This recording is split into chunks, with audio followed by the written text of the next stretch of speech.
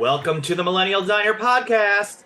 This is Jeff. I'm here at the diner with Phil, as usual. And today, this is sick as hell. We have Dan here. Dan, say hi. Hey, Dan, thank you for coming to the diner. I don't know about you, but I'm starving, and I'm really feeling the season today. So I think what I'm going to do is, Flo, get this down right. I want vegan pancakes, but I want you to throw some puree pumpkin in there, make some pumpkin pancakes. Little cinnamon in there, a little spice, a little pumpkin spice. And in fact, I'll also do a pumpkin spiced oat milk latte, hot. And I brought a bag of a pound of candy corn for us to enjoy while we wait for our food. So I think that's good for me. Dan, what are you into for the I diner mean, today? that's delicious and very well Halloween themed, but I think I'm going to stick with just a classic order of disco fries and a cup of coffee. Oh, I love it. What's a disco fry? Disco fries, so ideally curly fries with melted cheese and then gravy on top of it. Oh, that's a lot of flavor. That's what I'm going for. And a Which cup of one? coffee because the fries will eventually make you fall asleep. Got it. That's great. I don't know, Phil. There's some pretty good options on the table here. I, an oat milk PSL, huh? Yeah. You went for the PSL. That means you're hip and trendy. Yeah, I'm down with the kids and the lingo. I think I will get rye toast. However, to be festive, I will have it shaped in this like a pumpkin, Wow. just to be festive. But You're then gonna, black coffee and a little bit of butter. so you're gonna have them carve the toast. Yeah, yeah, into like a little pumpkin. I thought You that. guys are tipping, right? Well, yeah. I mean, obviously we tip. Yeah, that's not. I mean, we're not. No, we're I mean, not I'm not covering the tip for this. I'll do the splurge. That's fine. I'm sure it's not. I mean, Ramon back there will handle it. I think that's. Well, is Ramon also going to use a little like torch and actually burn in the triangle eyes and nose and Oh, mouth? that'd be a lot. I don't know. I was just happy with just the general pumpkin shape. I mean, they could just take bread and then do Yeah. like a little like cookie cutter, just cut it out and then send it that way. I'd be fine with that too. You know what? That would be above and beyond if there was like a little torch was involved to make these things look like pumpkin eyes. Well, this is a Michelin rated diner, of course. So they spare no cost. I'm very excited, Phil. I'm considering this a victory that you changed your order just slightly. The shape yeah. of the toast. The shape of the just only because this is a Halloweeny episode, and it's in honor of AFI. How about that? Oh, look at that. Davey Oh, Havoc has made me get a pumpkin-shaped rye toast. yes, but he would not approve of your dairy butter, but that's okay. No, not in the slightest. But I'm gonna enjoy my dairy butter. Thanks so much. Well, I'm glad you mentioned that it's Halloween time. It's a very special time of year here for us fall children coming together on a podcast to talk about the band A Fire Inside, AFI, a couple albums. Were very much about that aesthetic for them early on. They're an interesting band. We'll get into more about how they evolved from like kind of a bratty punk band to a hardcore punk band to horror goth punk band to straight up goth. I don't know, whatever they are now. Anyway, Goth. That's what they are now. yeah. Yeah. But before we do that, we should talk to Dan here. Off the bat, I know Dan as my Bill. That's a B-I-L brother-in-law. Dan is my brother-in-law and huge AFI fan. But Dan, before AFI, like, how did you get into a band like this or the scene in general? Like, what was your journey through music growing up? So my journey began with the Christian Midwestern punk scene, Mm-hmm. and like flirted into like MXPX, Nine Frenzy, and then I discovered Korn immediately after that, and Limp Bizkit, and after growing out of that phase, um, a friend of mine in school showed me Total Immortal, the video from AFI, and I thought, this is the coolest fucking band I've ever seen. I want to be this guy so badly with his like muscles bursting out of his latex top. Like just like that's the coolest dude I've ever seen. Uh, and yeah, and like I can honestly say AFI got me into like the the gothic stuff like as a whole. So That's awesome. if it wasn't for new metal, It was we wouldn't be here. it's true. It's true. I mean, Corn got me definitely into just dark things in general. And you know what? I still like Corn. I respect Corn. Um, but like I don't listen to Limp Bizkit anymore. I know you're a big Limp Bizkit stan, Jeff. I mean, that's really making a statement about me that I'm not sure if I'm going to get behind. Um, I too like many of us, had a new metal moment, Mhm. in, and I Dude, think that that first Corn album, it's killer. I'd give it Yeah. the second one too. I Mm. actually decided, like, there's stuff you listen to when you're younger and you're like, what was I thinking? And I think I felt that way about new metal in general for a while. But then I recently looked back and said, like, there are definitely bands, like, in any movement or scene. There are bands who are better than that or bigger than that. AFI is going to be a good example of that, as they were kind of at one point in punk, in hardcore punk, in emo, even though they were never really in any of those. They were just kind of like going on their own trajectory and kind of fit in at different times. But yeah, I think Korn definitely holds up for me, especially those early albums. Follow the Leader, I just read, was 25 years old this year. That's pretty crazy.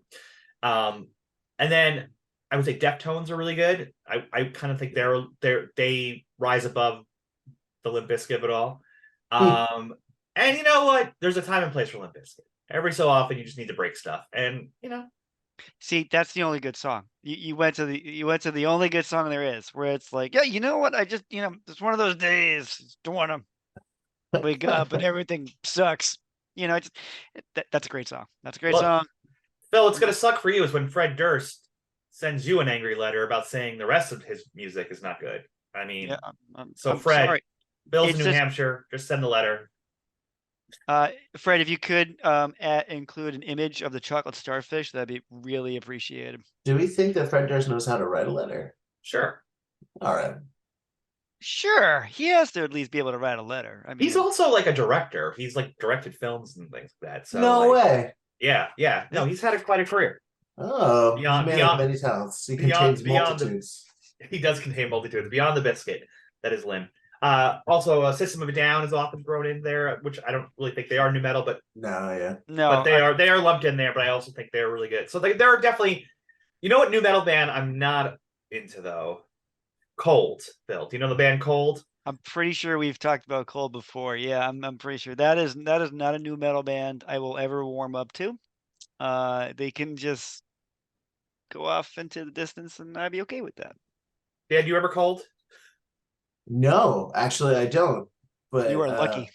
I think from your reviews of it that I'll continue not knowing Cold.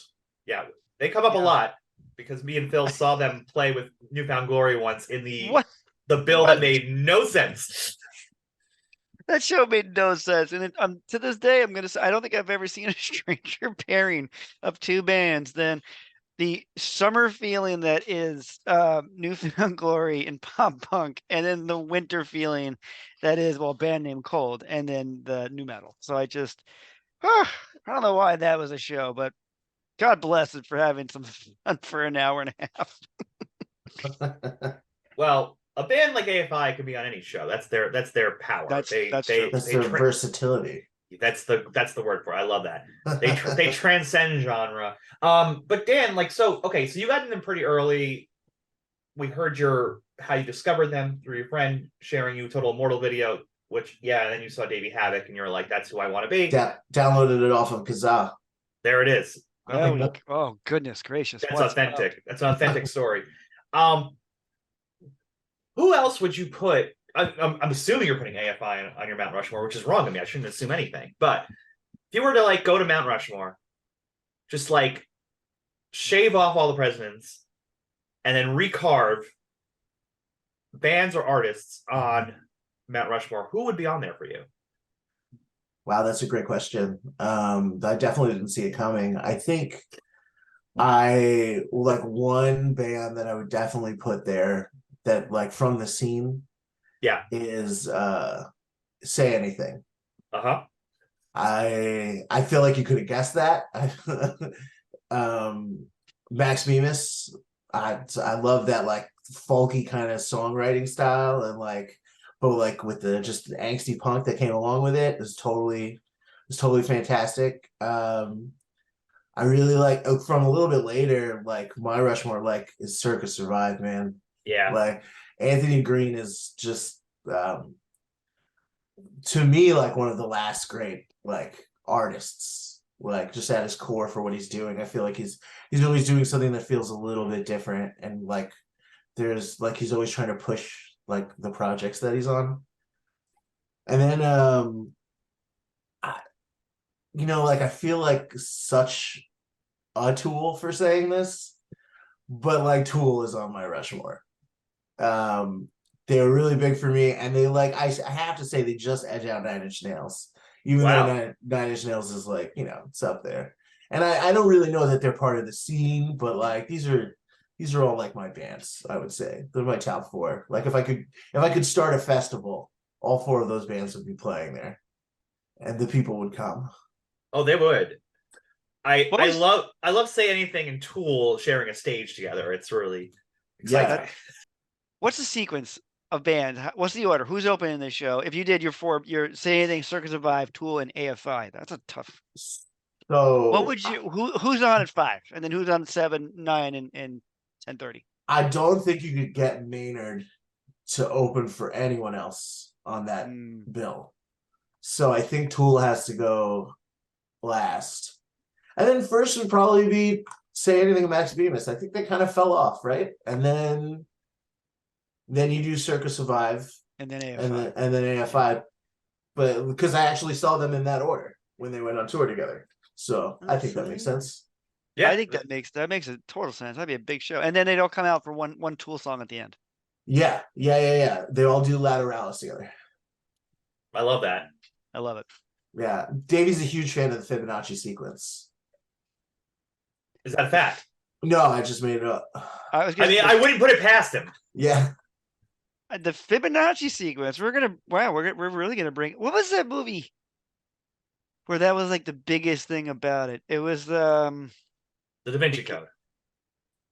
Well, no, yes, but no, there was another one. It was it Darren Aronofsky's first movie? Yes.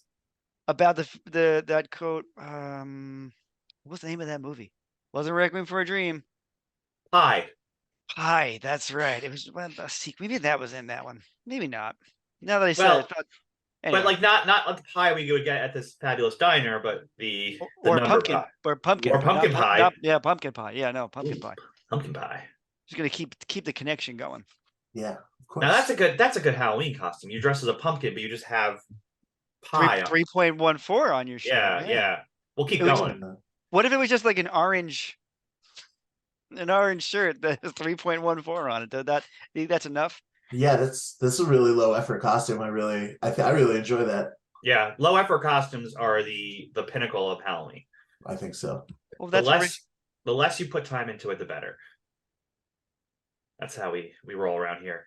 I like that idea. Well, it's very throwbacky to when we were kids, and maybe perhaps we had homemade costumes that look like pillowcases with eyes cut out for to be a very floral ghost.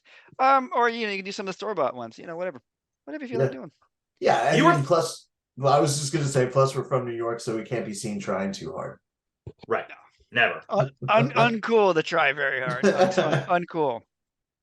Well, in the spirit of not trying too hard, we're going to continue this podcast. No, I'm very excited, Dan. You're a huge AFI fan, and we are here to talk about the 1999 album Black Sails in the Sunset, the 4th studio album by AFI.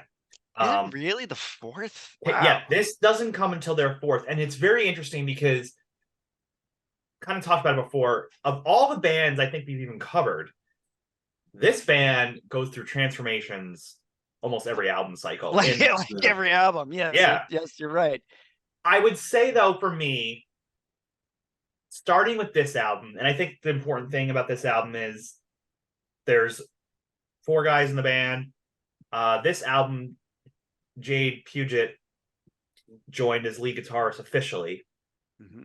Apparently, he was Davey's roommate, and they lived in like a closet or something in the NorCal, Berkeley area.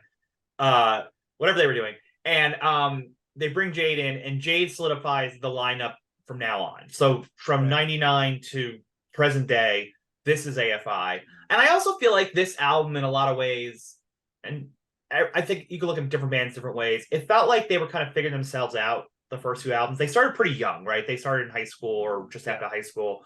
So, like, it makes sense that their first 2 albums are very just, like, snarly punk albums because that was the scene they started in, right? Mm-hmm. And then the album before this, they started Shut Your Mouth and Open Your Eyes was 97. That's when the goth element started coming in. But I feel like this album really solidified what AFI will always be pictured as. Like, this was the starting point for that. Yeah, I love that you go ahead, Dan, you go. Yeah, I think that like in that transitional period, like from Very Proud of You to Shut Your Mouth and Open Your Eyes, I think they have more of a Damned look at like the way that they're building their bands. Like Davey wants to become like a Davanian, but they're still having fun with it. Like they're not taking themselves as artistically seriously. And then they start moving towards more of a Misfits.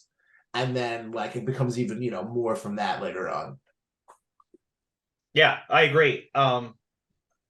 It's interesting to see that transformation. I think for me, and I've said this before to you in conversation, Dan and Phil, I think I've mentioned it here before. I do think that this cycle of albums from Black Sails in 99 to 2003's Sing the Sorrow is a full progression.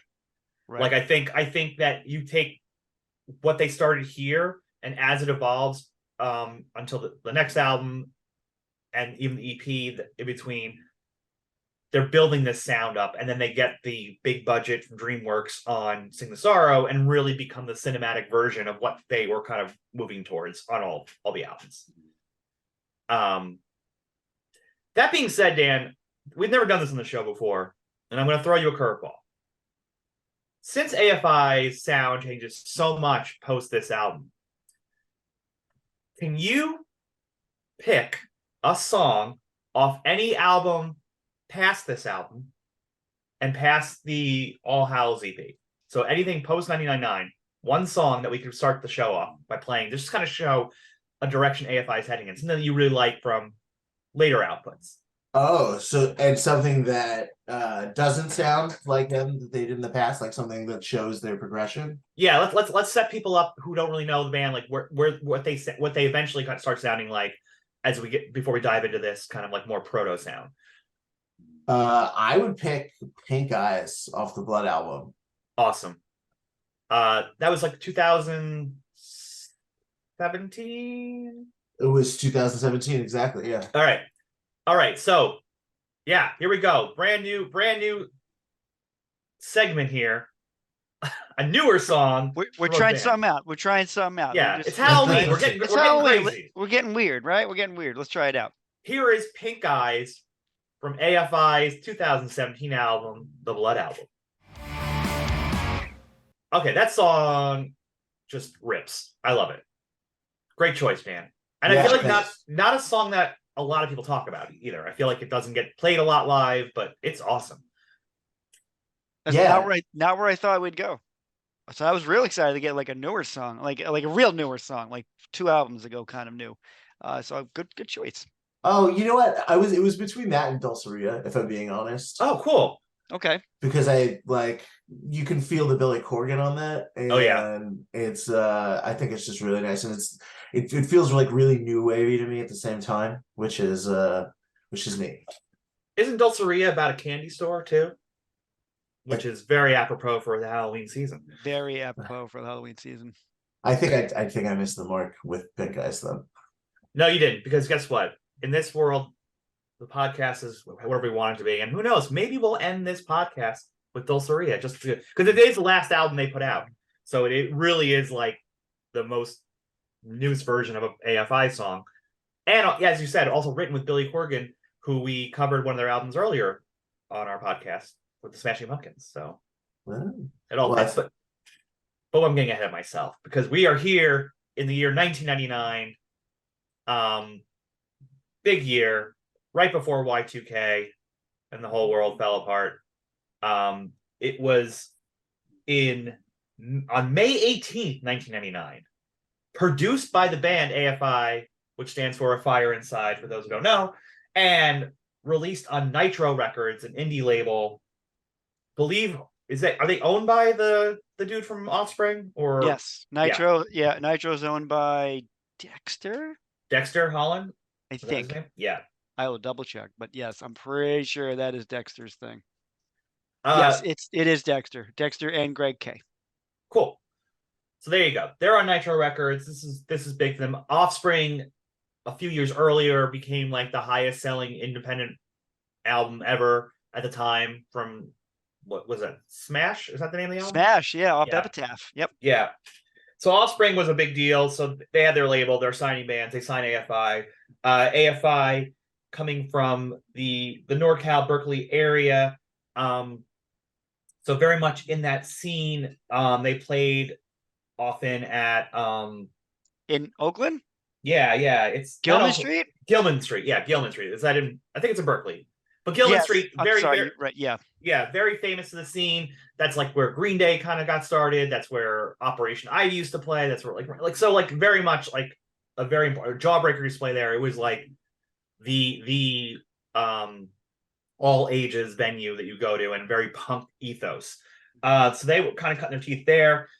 They get to this album and it becomes really dense with gothic vibes, ennui, rage, howls, screams, and more than ever for AFI, the melodic element really starts to come into these songs a little bit more. We actually get to hear Davey sing and find out what a beautiful voice he actually has. You know, he really gets on this album. That's the first ballad on this album. Yeah, and it's huge. I think this album, again, going back to it, you see the direction the band is going in various songs. This is kind of like them, like a very transitional record, I think, in that sense. Because they're departing that post-hardcore punk world, and less they know that they are entering the emo world, even though they'll never say that, and nor should they. But the emo community is soon to open their arms. They talk about cutting their wrists in this album. They're emo. That's true. This album is raw, fierce, intense, fast, morbid, depressing, bleak, explosive, poetic, overwrought, and filled with seeds of the flair of dramatic that will only continue to grow in their work from now on.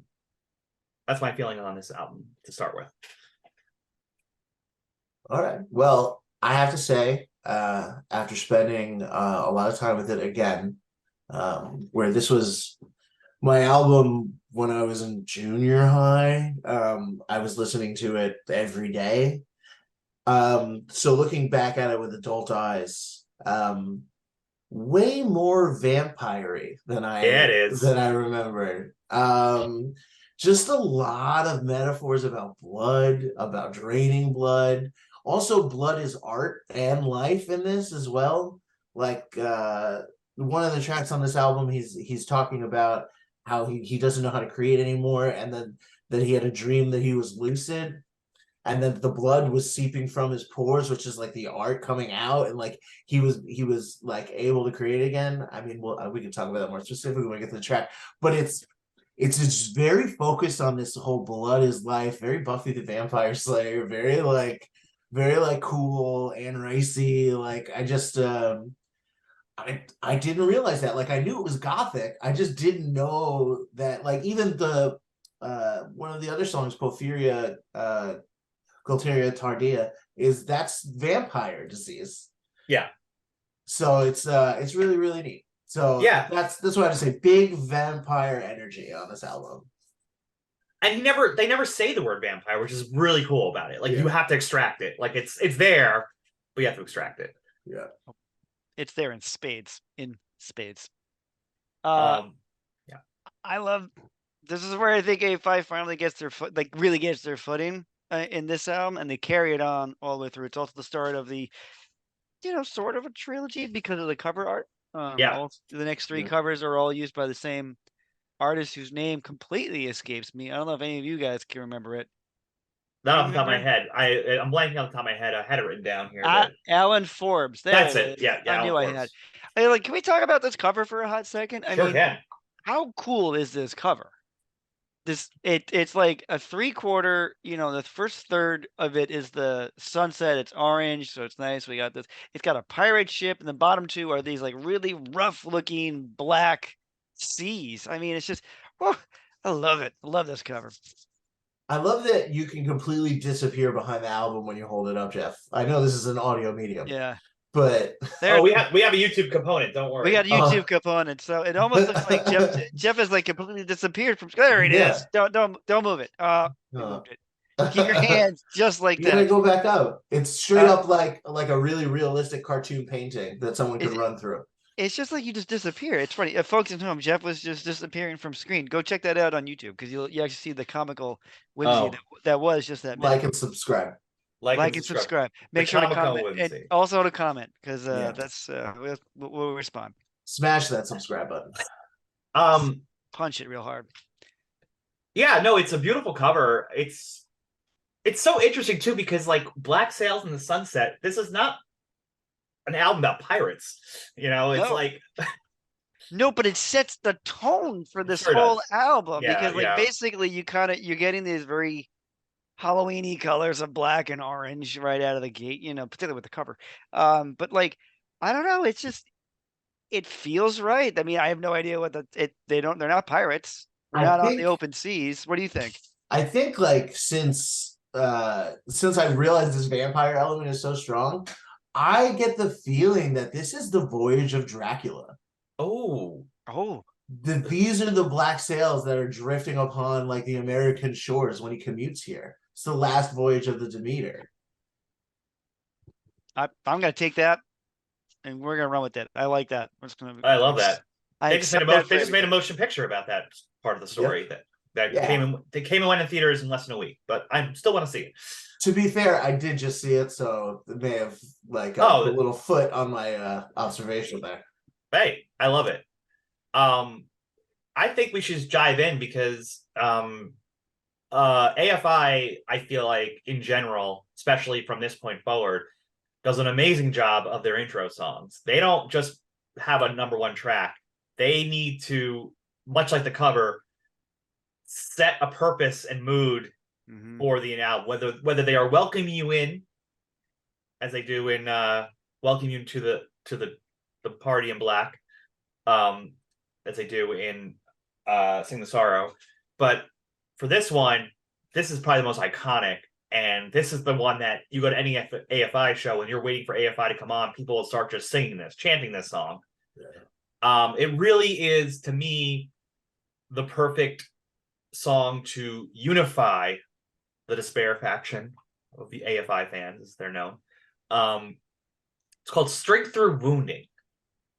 What do we think about this song as a number one track? Yeah, so I think what this really shows when you look back at this album was how much AFI is a live band. Like that they write these songs to perform them live. Yeah.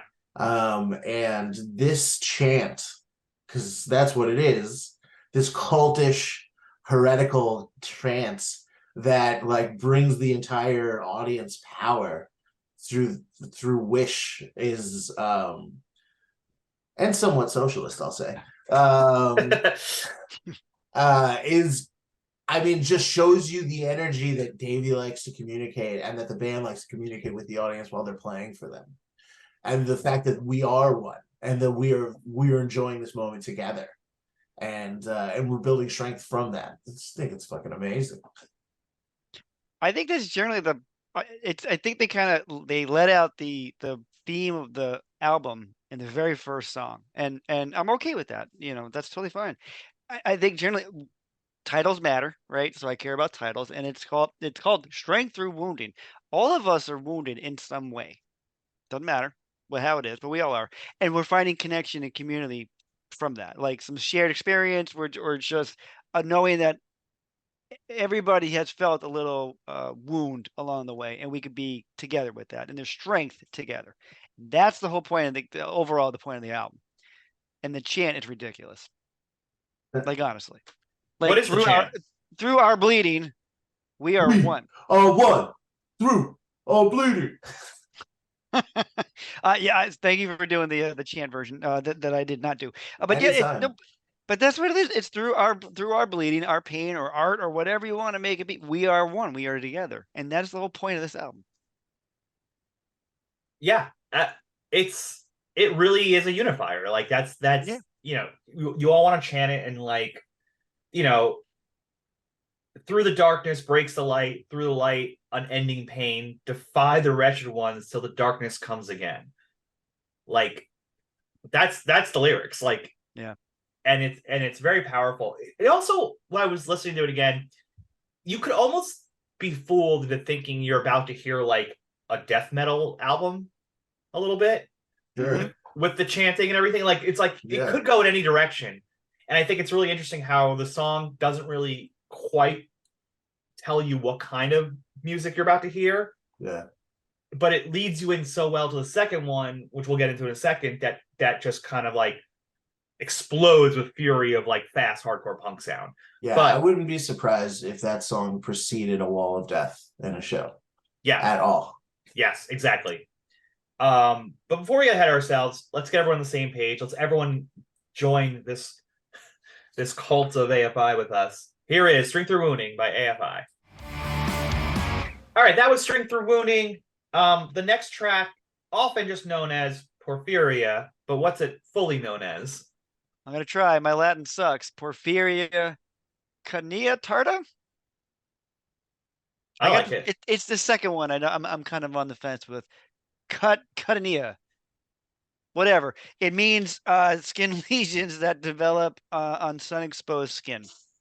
Yeah, so, photosensitivity. Photosensitivity. There we go. Also, if you leave someone with a condition, if you leave their pee out in the sun, it turns purple. Is that true? Oh. Yes. Wow. I know that from an episode of Scrubs. Okay. I was gonna ask you, like, look, I know I've done some research for this show, but nothing came up about turning pee purple. So this will not be my only mention of Zach Braff on this podcast, by the way. Oh, okay. Well, good to know what's coming. I appreciate that. No, I have to warn you if I'm going to talk about the Braff. Right. Zach Braff, the Davey Havoc of Scrubs. The Davey Havoc of Scrubs. The Davey comic of situational comedy in a hospital. That's a hot take. That is a hot take. All right. How do we feel about Porphyria? This song is so fucking fast out of the gate. Like, it's relentless. It just like, I don't know. This is like the statement of like, if the first album was the theme, thematics of what the songs are going to be about, this is like the music, like, announcement of like, here's this album, here's what's about to happen. We're about to burn your skin off your face with this awesomeness. It's so fast, and I always wondered if it's like conditionally fast, because the first song is kind of quiet and just kind of like melodic and vibey, and then all this it just explodes with this song. Like, it's to the point where, like, sometimes you can't even make out what Davey's saying. You mean sometimes? Like, it's just that fast, Yeah, no, you're right. It's like listening to Bad Brains sometimes. We're like, I don't even know what you're saying half the time, but I'm here for it because it sounds audibly amazing to hear. This is where the band really shines on the call and answer stuff. Oh yeah, like it, which is a statement, or not a statement, a staple of the band is the call and answer and the woes. Yeah, for sure. I mean, it's a fitting song to follow Strength Through Wounding based on the energy that it brings. Like, from a lot of the other albums, AFI likes to keep building it up. Like they're just like when they stop or hit you with a certain amount of energy, they're like hitting you with more, and they're going a little higher the next like on the next track, and still with the same themes of being together, being in darkness together, and bringing light. In darkness together, we are forming. Like that is the quintessential AFI line. I don't know how many T-shirts that's on. I Yeah. don't know, like that's the one, and that little demon smoky thing. Well, That may have been on my instant messenger at one point. Like in darkness together we are forming, and then I'd always have the next line too. The fire tomorrow is born of the night. Like it's such Ooh. a AF. Oh man, that's such AFI lyrics. It really is. It's just the way they write. They write any of these songs. It's gonna be in. Oh, then the end of it. In darkness tonight, together we ignite. It is all about community with this song, which is great because it even has a callback to like the last song, like the We Are One is calling back to the yeah. previous song. So like it's a nice 1-2 combination, and I really hope that they play these two together often because I feel like that has a good vibe to go together. Yeah. Um, and then where's at the end? So the outro, it's interesting to listen to because he goes, "When daylight forms blinding walls, where do we go? The darkness calls." And like the darkness calls becomes that answering to everything. It's very I always kind of hearkened it back to very church-like, Yeah. where it was always the priest or whomever would or minister would say something, and there was always a communal response to that, and I felt that that's a very churchy, religiousy thing to do, which we're talking AFI, so we're not going to get away from not talking about religion because it's going to happen. Oh yeah. And I just, it's the same setup they use for church and they do here with this song where it's just like the darkness calls. That's always the answer. The darkness calls. And we're gonna find community there. So it's like taking that religious community aspect and then flipping it to fit how we would like it to fit. Yeah, I think this album is very anti-religion, which we'll hear more on the other songs. And I think that's kind of like what the vampires, what the dark community kind of symbolizes is these as a group of atheistic or pagan like worshipers. An interesting fact about Davey was like around this time, I don't know, like because it was the days of the internet and not a lot of confirmation if like he actually thought that he had it, but Davey would be walking around with a parasol, like in a lot of shots to stay out of the sun, as though he had like incredible photosensitivity. So I like I don't know I like the commitment. Are you suggesting that Davey might himself be a vampire? I mean, it would explain why I'm so attracted to him. Yeah, he just has those mesmerizing eyes, and he Yeah, looks at you at a show, and that's that. he's like You're from like Laszlo from with the shadows. He just uses his vampire charisma and charm, and it goes from 6 to midnight. I love that. Yeah. Everything you're saying is true. I mean, Phil, I know you always talk about this idea of community, not competition, and this is very much about the community they're building in the darkness. And what I like about it too is I think this is true for a lot of people who enjoy gothic things. Like there's something comforting about the scary stuff that you would think is supposed to be scary, but like for some reason it becomes a comfort. And that's what they're offering, right? In this ferocious song, it's calling for people to come together in darkness, and they'll be together, and that's a positive, Right. Yeah.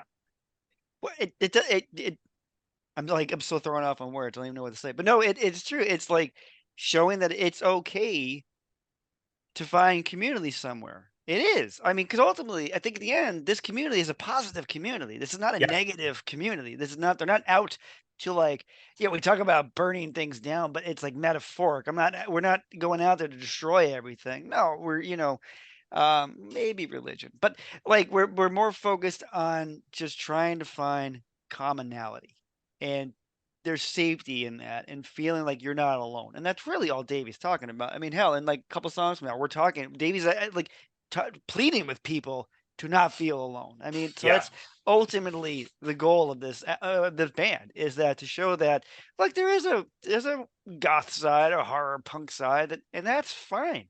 If you want to be a part of it, we welcome you in. If you don't want to be part of it, well, that's fine too. You don't have to be a part of it. Much like the punk scene. It's at least my Yeah. version of how I see the punk scene and how it's supposed to be. Is if you want in, you're in, man. That's fine. No questions asked. I'm not going to worry about it. Yeah. Well said. Do you want to invite everybody in to this song and play Yep. Porphyria? I would love to invite everybody in to play this song. All right. Well, here we go. Porphyria off Black Sails in the Sunset by AFI. All right, we're back. Phil, you sure you don't want any of this candy corn? I got a pound of it here. You're just not even dabbling. No, I'm that pumpkin. Hold on. Couldn't even finish it. That pumpkin shaped piece of toast really filled me up. Cool. So I'm okay for now. All right. Rye toast filled you up. Must Rye be to- nice. It's nice. It's all about rye toast. Yeah, it's maybe it's the bourbon aspect of it. With rye bourbon that makes me get full. I don't know. Oh, I gotcha. Well, Phil, a good way to make some room in your body would be to drain all the blood out of you. Would that be something you want to do so you can fit some candy corn inside you? I mean, exsanguination does sound like a nice afternoon. It sounds wonderful to be literally drained of all the blood that there is inside. I'm pretty but sure no, they offer that in West Hollywood. Of course. I bet it's probably not. It's probably for like a nominal fee too. It's probably not going to be for a lot. No, I think I'm okay though with the blood on the inside of me at least at the moment. The track 3 is called Insanguination. I actually never knew the word insanguination until I heard this song and had to look up what it meant. I didn't know there was a word for this. Same. Ditto. Didn't know. But here we are. There is a word for, blood loss to such a degree that the person bleeding out. Bleeding out, exsanguination. What is you, Jeff? A moment ago, you talked about that you feel like through strength through wounding, there's going to end up being like the starting point for like a death metal band. I feel like a lot of the titles on this album are very death metal bandy. Yeah. Starting with the last one and then continuing on with this one, and we're going to keep going with the next one also. But we'll get there when we get there. So exsanguination. Yeah, it's a lot of Latin, which is like because of that, a lot of medical terms, which I'm thinking about for the first time now that like I'm wondering like why there are so many medical conditions and medical lists here. Like I can imagine the Latin has a lot to do with poking at the Catholic Church. Mm-hmm. And like where that comes from. Like I think because that's the roots in the scene that he's like trying to paint here is a world ruled by an oppressive light force, which sounds pretty much like the Catholic Church. So I'm sorry for all the Catholics that are listening. But I think it's definitely an unabashed push against that. I'd agree. As a former Catholic myself, yeah, I totally understand it. Particularly in this song. There's a transformation happening in this song. Now, Dan, I'm glad you brought up the vampire thing because I thought about this song because of the blood being taken out. He's becoming something different because of some other person, right? Mm-hmm. And then in the bridge, he says, "In an instant, my life just slipped away. I fought for life the whole time. You were holding me down. You watched me dying, hold me down. You brought my rebirth, holding me down. You watched me dying, hold me down. You brought my rebirth." Is this a song about him being turned to a vampire?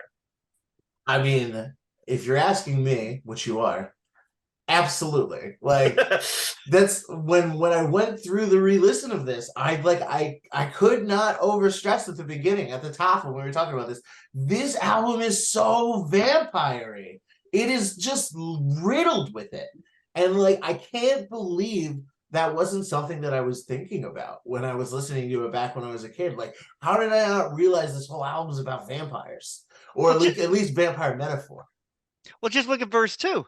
I have arrived, so unashamed, but my reflection no longer looks the same. Mm-hmm. It seems much dimmer now. It seems so dim. Like his reflection is going away, man. Like, we're vampiring it up right about here. Yes, we are.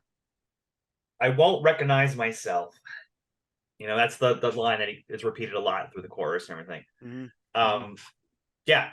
Also, just another fast song. Like, Who said it was like that? This is like a live. Dan, I think you did that. This album sounds like it's made for a live concert, and you even Yeah. get that with that because this is the one that it starts with the cymbal where it's like, and we go and then right, the, and well, you the bass happens, and then yeah, Davey screams, and I'm like, you can feel the circle pit forming as the right, song starts. Yeah. yeah, yeah. It just this whole an album sounds like a live album without it being a live album. Yeah, no, I think this. I will say I feel like besides the vampire-ness that is the lyrics of it, I feel like in the end it's also something to be an anti-conformist. Mm-hmm. Or because it's a song about conformity, about being like what it's right at the beginning that like welcome to the new pain. No, so just stumble into the chorus. I'm sorry, just stumble and fall into a world that's overcrowded, and you will find me. You won't recognize me. I won't recognize myself. Like you're getting lost in the shuffle that is this mass conformity thing, and then I think it's mostly he even calls it a pain at the beginning. I think that's important. Like it's a very negative thing to be in this mass overcrowded conformist society, and that's kind of what's leading to I think I felt with the connection to the title leads to the blood loss. Is that basically all the things that make you, right? All that blood on the inside, which what make you spill it to bring art to whatever. All that is the what's inside of you is lost. And I think that's why the title is the title. But I'm gonna go with this vampire thing too. I kind of love the vampire I aspect. mean, I think what you're hitting on is why I think Davey Havoc is such a brilliant lyricist in that this is both things, right? Both things Yep. are true here. And again, I go back to also the restraint to not actually use the word vampire in that. So you're giving us these details that are making us form this idea in our head. We're forming in darkness, this idea. But yeah, Phil, what you just said is so I never heard it that way, but like that makes 100% sense. And that goes back to again the punk ethos and very much Right. a band that is very much shaped by their punk ethos as even as they got bigger. I mean, I'm pretty sure they're almost everybody in the band is straight edge. Mm. Most of them are vegan. Like they've been doing this since the 90s, right? Like this is Right. just they still are. And it's like they have a very strong code that they live by. And yeah, they don't want to fit in with everyone else. They don't want to have their blood drained them. They want to be the individuals and Right. live their life how they want to. That's really cool. Exsanguination. Just fun. Yeah. It's just fun to say. Yeah, it's beautiful. Yeah. Sanguine just meaning blood. Yeah, sanguine. I love blood. In fact, later they have a blood album, which we played a song of earlier, which is also interesting because that album, talk about restraint, it's actually never printed on it that it's called the Blood Album. It's just like a cutout of drops of blood, and that's just known as the Blood Album. I like that as well. What it's like Weezer with all this no titles, just colors or why not? It will not with you're forgetting Ratitude. Am I? Anyway, love that song. Gonna hold back from playing it, but people at home, please, you should listen to this whole album after every podcast anyway. So it's really on you. It's really on you. There'll be a test on the next podcast how well you guys did listening to this album. We gotta talk about Malleus Maleficarum. Maleficarum. Malleus Maleficarum. I actually have a copy of this book, actually, the Malleus. Do you? Yeah. Do you really? I do. It's back in New York in the basement of my dad's house somewhere. That's cool. Translation is The Witch's Hammer. Yeah, it's a witch hunting manual. Why? Let's just go with that. Why do you have a copy of this book? First published in the German city of Speyer in 1486. It's describe it as the compendium of literature and demonology of the 15th century. It's the compendium of demonology because at some point I just wanted to read more 15th century literature about demonology. I mean, it's important to have a library of all things. I mean, honestly, that sounds awesome. If I'm being totally clear, that sounds super fucking cool. Yeah.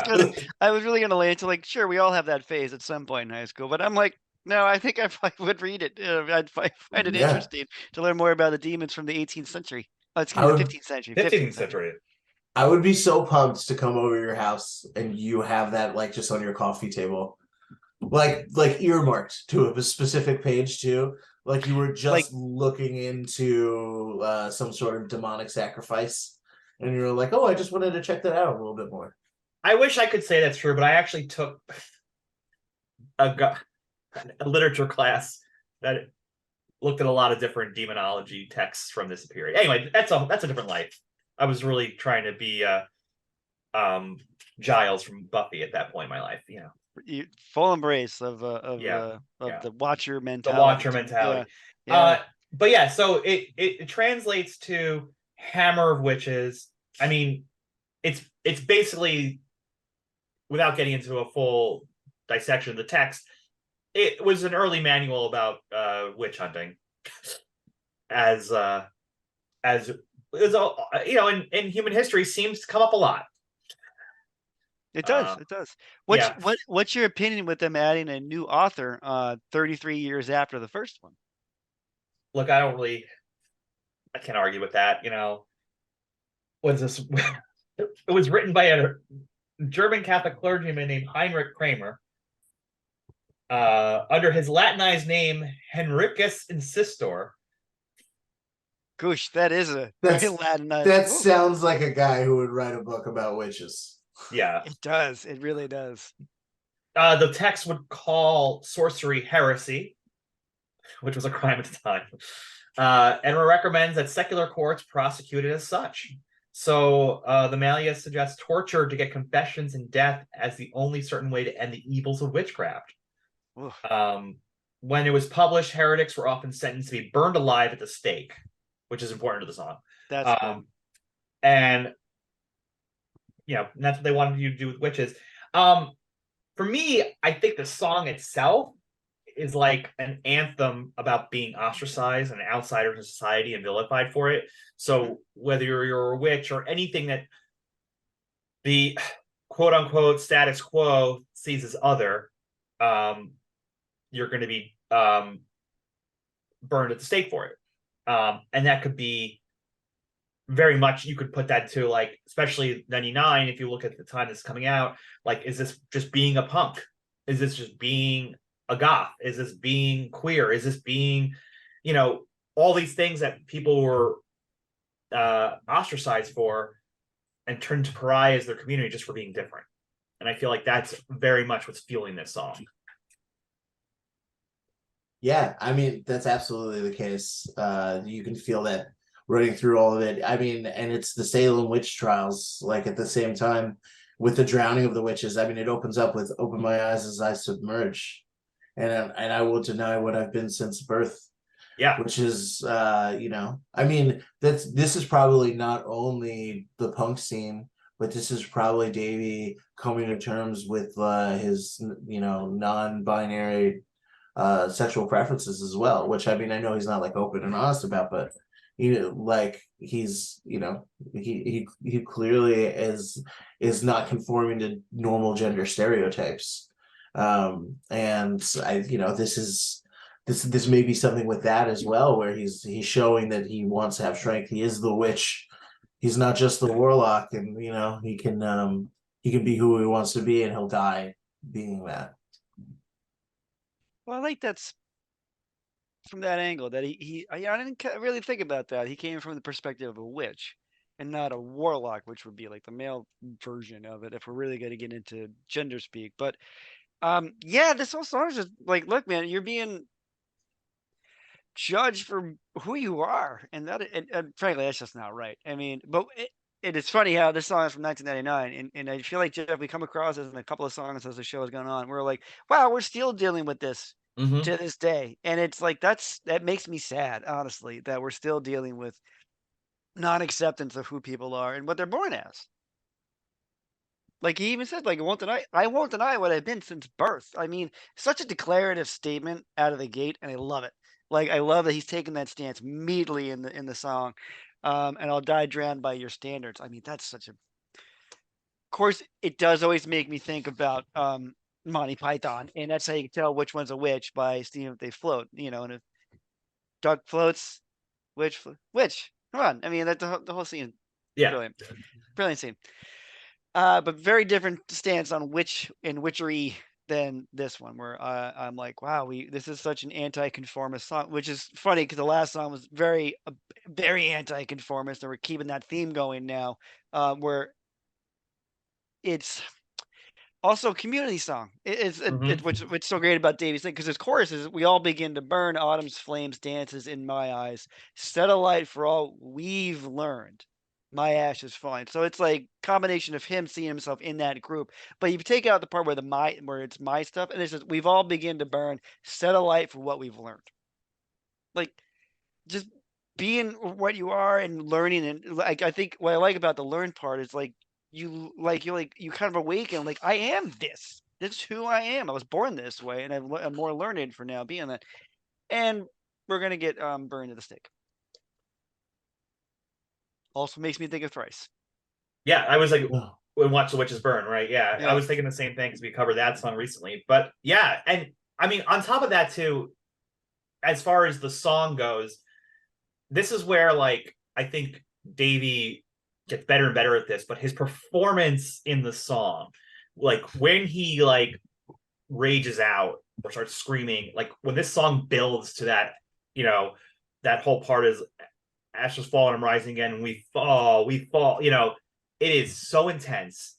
It's so like you feel the anguish of what it is to be cast out as an outsider, you know, like actually being burned alive by society because of they say you're different, when it's like, fuck you, we're all different, and we're all, you know, everything is valid.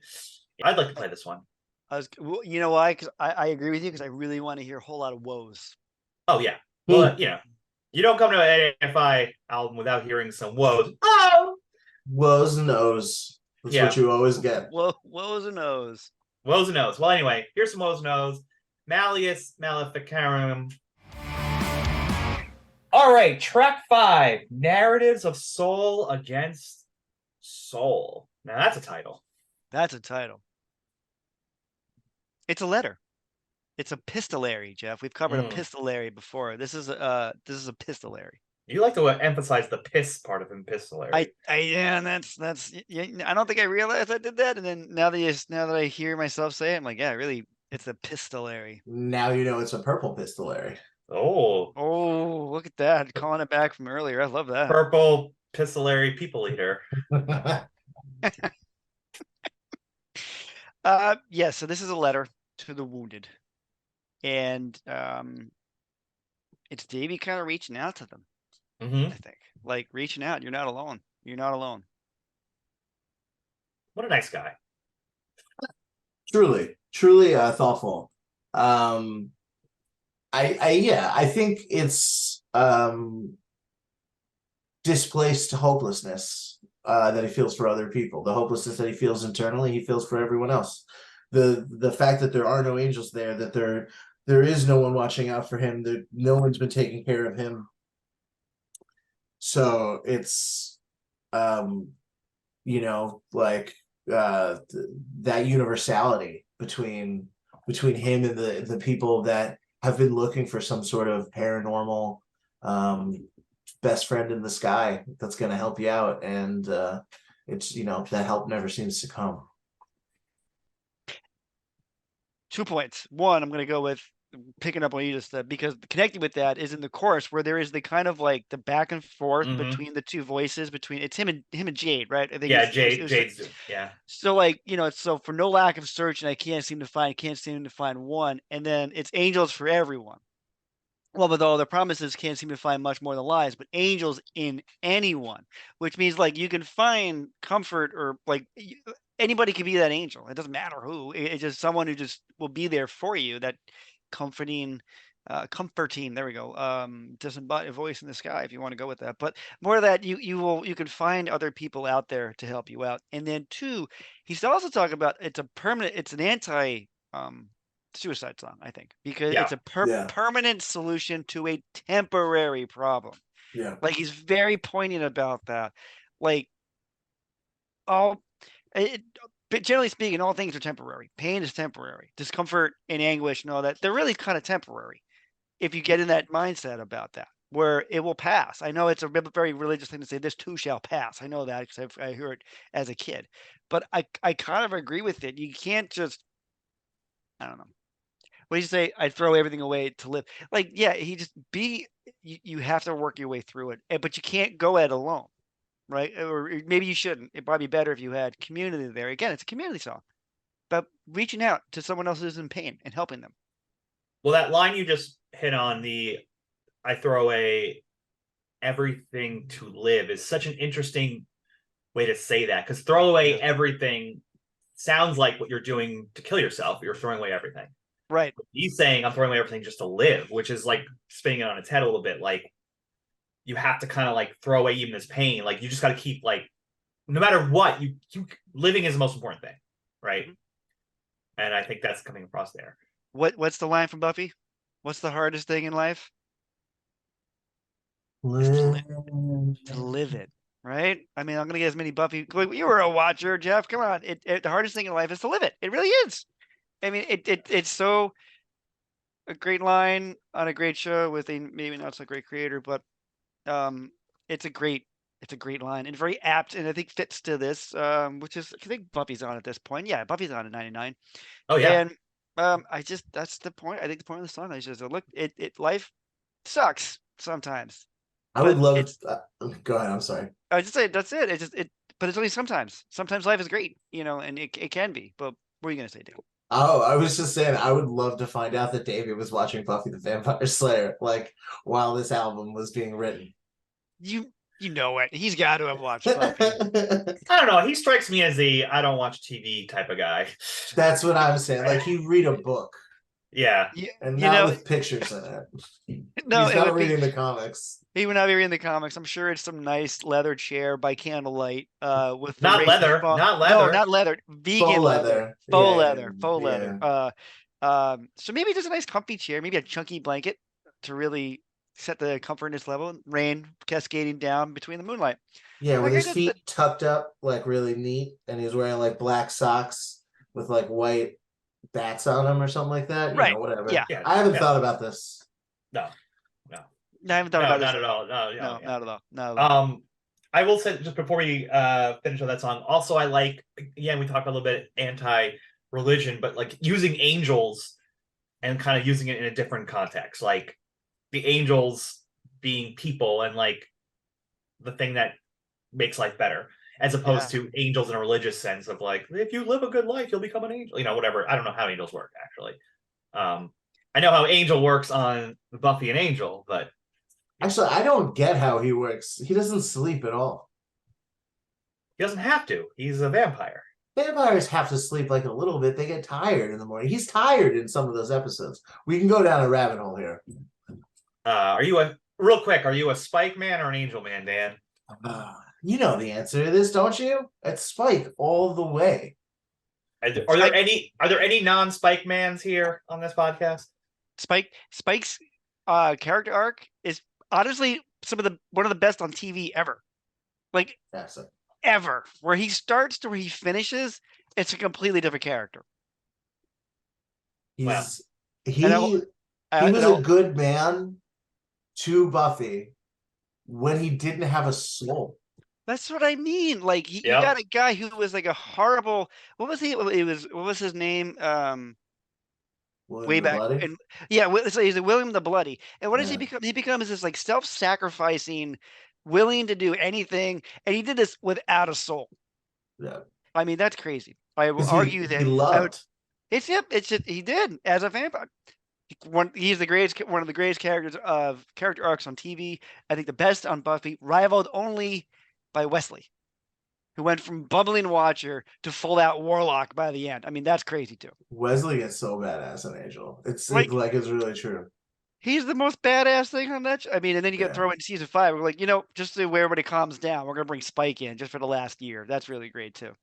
So funny though. How he so funny. Yeah, and how he appears too. Like it's hilarious. Yes. And then you go to the last episode, and what does he do? So like they get time off. They're all gonna die. You all know they're gonna die in the last big fight. So what are they gonna do? He goes and does his poem again. Yeah. And he has to get drunk to do it. It's hilarious. Yeah. Also beats Angel in a fight let's put it out there. Spike is better than Angel, not only as a person, but better in a fight. Sorry, Yeah. Angel. Sorry, Angel stance. We're bringing in a lot of Buffy this episode, No, which is I'm here for it. I think it's good. My dream of anytime I enter a diner is I'm going to sit down and talk about AFI and Buffy in totality, and like this is the best Halloween ever. That's what I'm saying. I just love it. I love it. You know, it would go great in this diner, but they don't allow smoking. Is if we could have some cloves out here and get some clove smoke catharsis. Oh boy. Yep. Uh, I was gonna go with the same segue. I think that was like, I go for it right now. Cloves, like, God, I haven't. When's the last time you had a clove cigarette, Phil? Right. It must have been in college. Wow. At some point in college. I think it's probably the last time I had a clove cigarette. College. You? Probably similar. I don't know. I can't even like the last time I've seen a clove. Do people even have cloves? Like, where do you get I cloves? don't know. Are they a thing anymore? I'll tell you what I do have. There's a candle company, or someone does a small business candle company of like very gothy candles, and I did get one called 1994 because originally when they first made it, they had a picture of the crow on it, which came out in 1994. And as you know, I'm a fan of that film. And they changed it to 1994 as the name of the candle, but it smells like cloves. That's pretty funny. Yeah.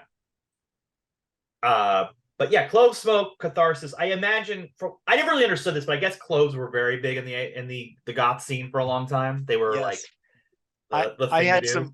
I had some friends who were in the goth scene back in high school because I worked at a comic book store, and so they would often come say hello. And it was always a radiance of that, very pigpen, like little cloud of dust following them. It was that, but it smelled like cloves, which I think that's probably where I had one or two back then.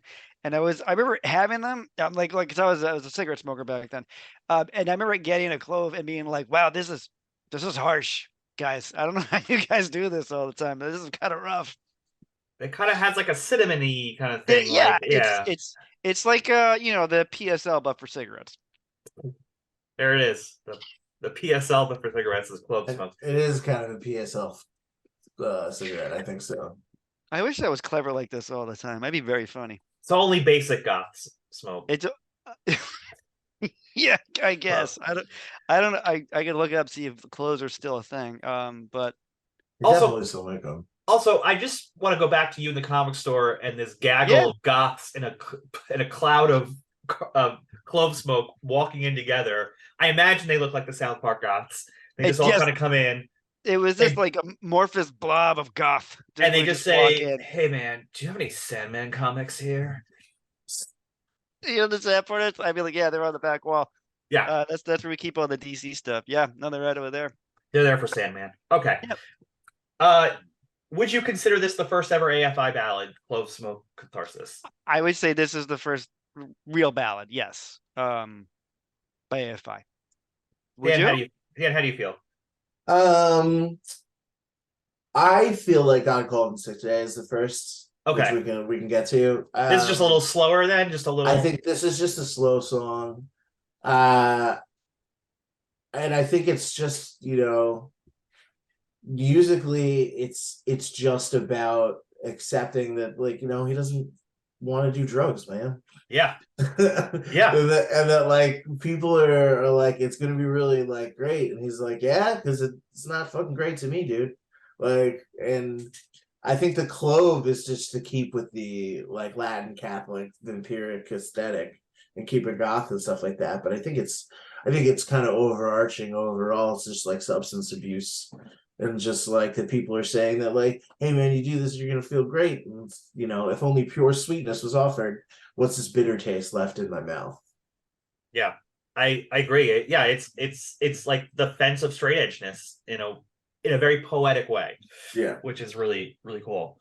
Because titles matter, right? It's called Clove Smoke Catharsis, and catharsis, I've always known it very succinctly as like come into a realization via pain. But it's actually, the definition is the process of releasing and thereby providing relief from strong or repressed emotions. So I've always thought that basically by being outside, burning down a clove cigarette, you're not allowing yourself to. You're using a vice, which is a very straight edge thing to say. You're using a vice to like control your emotions instead of allowing your emotions to come out. That's That's great. what I'm going. That's what I'm Yeah. going with. Yeah. I love that. But yeah, I said earlier the ballad, question the ballad, but what I will Yeah. say, I feel like we do get Davey singing in this song, and I think it's really Yes. important because again, that will become a staple going forward down the line when he finally like really embraces his voice. But yeah, he gets kind of like that like deeper when he holds out notes and things like that. It's really cool to see that kind of transition in his delivery of lyrics. Absolutely. My favorite line in this song, ignored futility fills the air. Uh that's a very Davey Havoc written sentence. Yep. That is very much so. Ignored futility fills the air because he's trying to scale the wall and he can't, whatever. And I love it. So I told you about this wonderful Microsoft Windows theme that I had when I was in middle school. That was all Black Sails in the Sunset. It was themed to Black Sails in the Sunset. That mouse cursor was the boat from Black Sails in the Sunset. It's amazing. Amazing. And when you would log into your profile, it would it would sing "If Only Pure Sweetness Was Offered," and then the background that it came with was like a man blowing up smoke, and then it was the Clove Smoke Catharsis lyrics on it. It was the family computer. My parents were very upset about it. I think your That was parents the should be grateful. They should be thankful you made that change. That was a family computer. That's funny. I like that. Yeah. Family computer, and then all of a sudden it's just filled with gothic art, and every time you shut it down or turn it on, there's Davey just belting out lyrics at you. Virus free, I'm pretty sure too, which Well, that's the most important thing. Yeah. I'm sure when you heard about those viruses happening to your friends' computers and downloads, when you downloaded this, you probably got yourself into the prayer position to hope that nothing went bad with your family computer. I know I did. I did. Every time. Prayer position is the 7th track. Technically would be the first side of side B. Mm-hmm. On the vinyl, I just want to say there is a extra song after Clove Smoke's Catharsis called Lower It, which is only on the vinyl. And it literally says special vinyl only song, in parentheses under it. Mm-hmm. But it's not streaming, so we'll make the executive decision to not deal with it today. They do that. They do the same thing on The Art of Drowning. I forget which one it is. One of the songs is not it's on the vinyl, but it's not on anywhere else. Yeah. They're tricky with their extra songs, which we'll get into later as well. But yeah, we are here with Prayer Position. What do we think about this song? So this is my favorite like call and response song on the entire album. I remember like countless afternoons with my buddy Bill, who's in a band called Dr. Acula,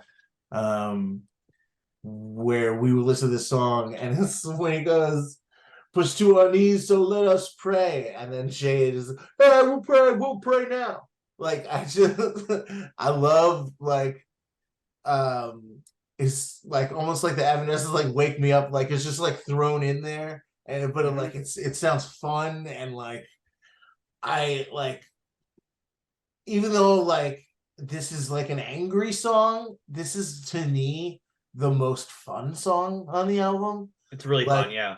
It's the bounciest. It's the like it's got this like it's like you're a smiling warrior kind of thing here. Like it's like you're frustrated with everything, but like I don't know, the energy behind it is different. The lyrics are dark as fuck, but the energy is like through the moon. Instead of 11.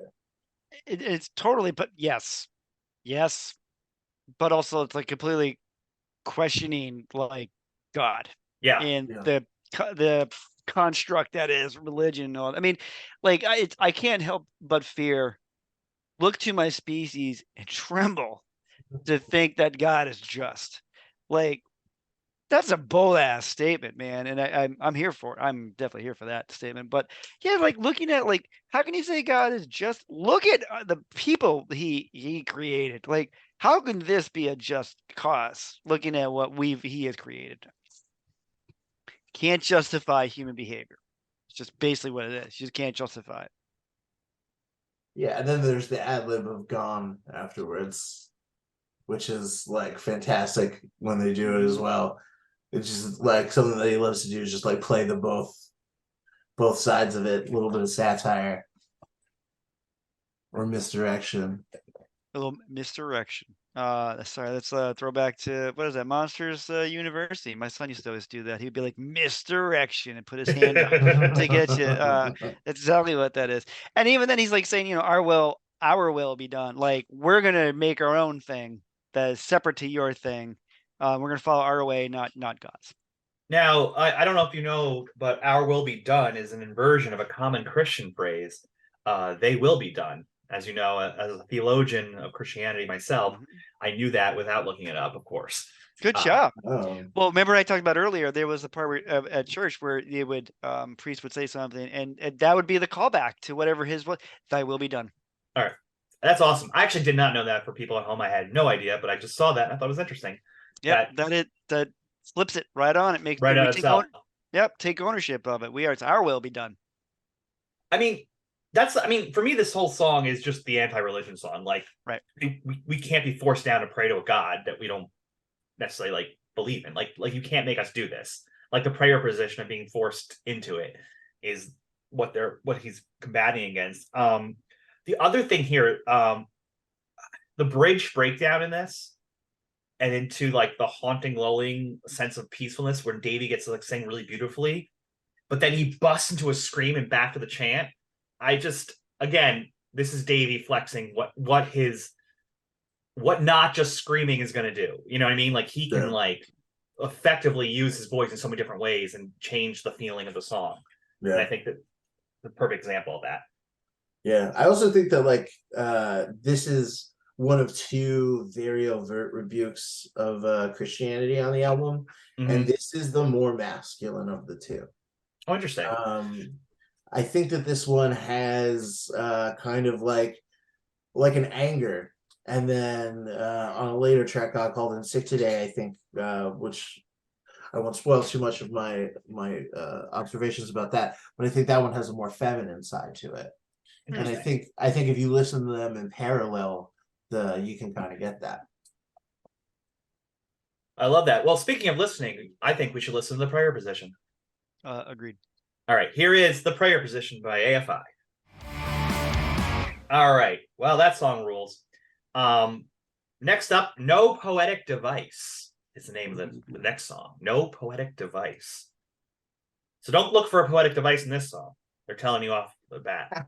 Nope. Nope. I think that's very tongue in cheek because I think they're telling you look for the poetic device that's in here because Yeah, it's like yeah. because like a poetic device is just something you do on purpose to convey a meaning. Yeah. So I think that this is this. So this is the song I was talking about earlier that starts referring to the blood as art. Yeah. So what I think this song really is Davey struggling with creation, like the creation of like writing lyrics and creating this music and doing that kind of stuff. Because like it starts off, I've been dreaming I was lucid. Blood was seeping from reports who believe it was all mine indecision. Like that he has this ability to see and create and that it's clear to him and that like all of this is coming out and that he's doing that.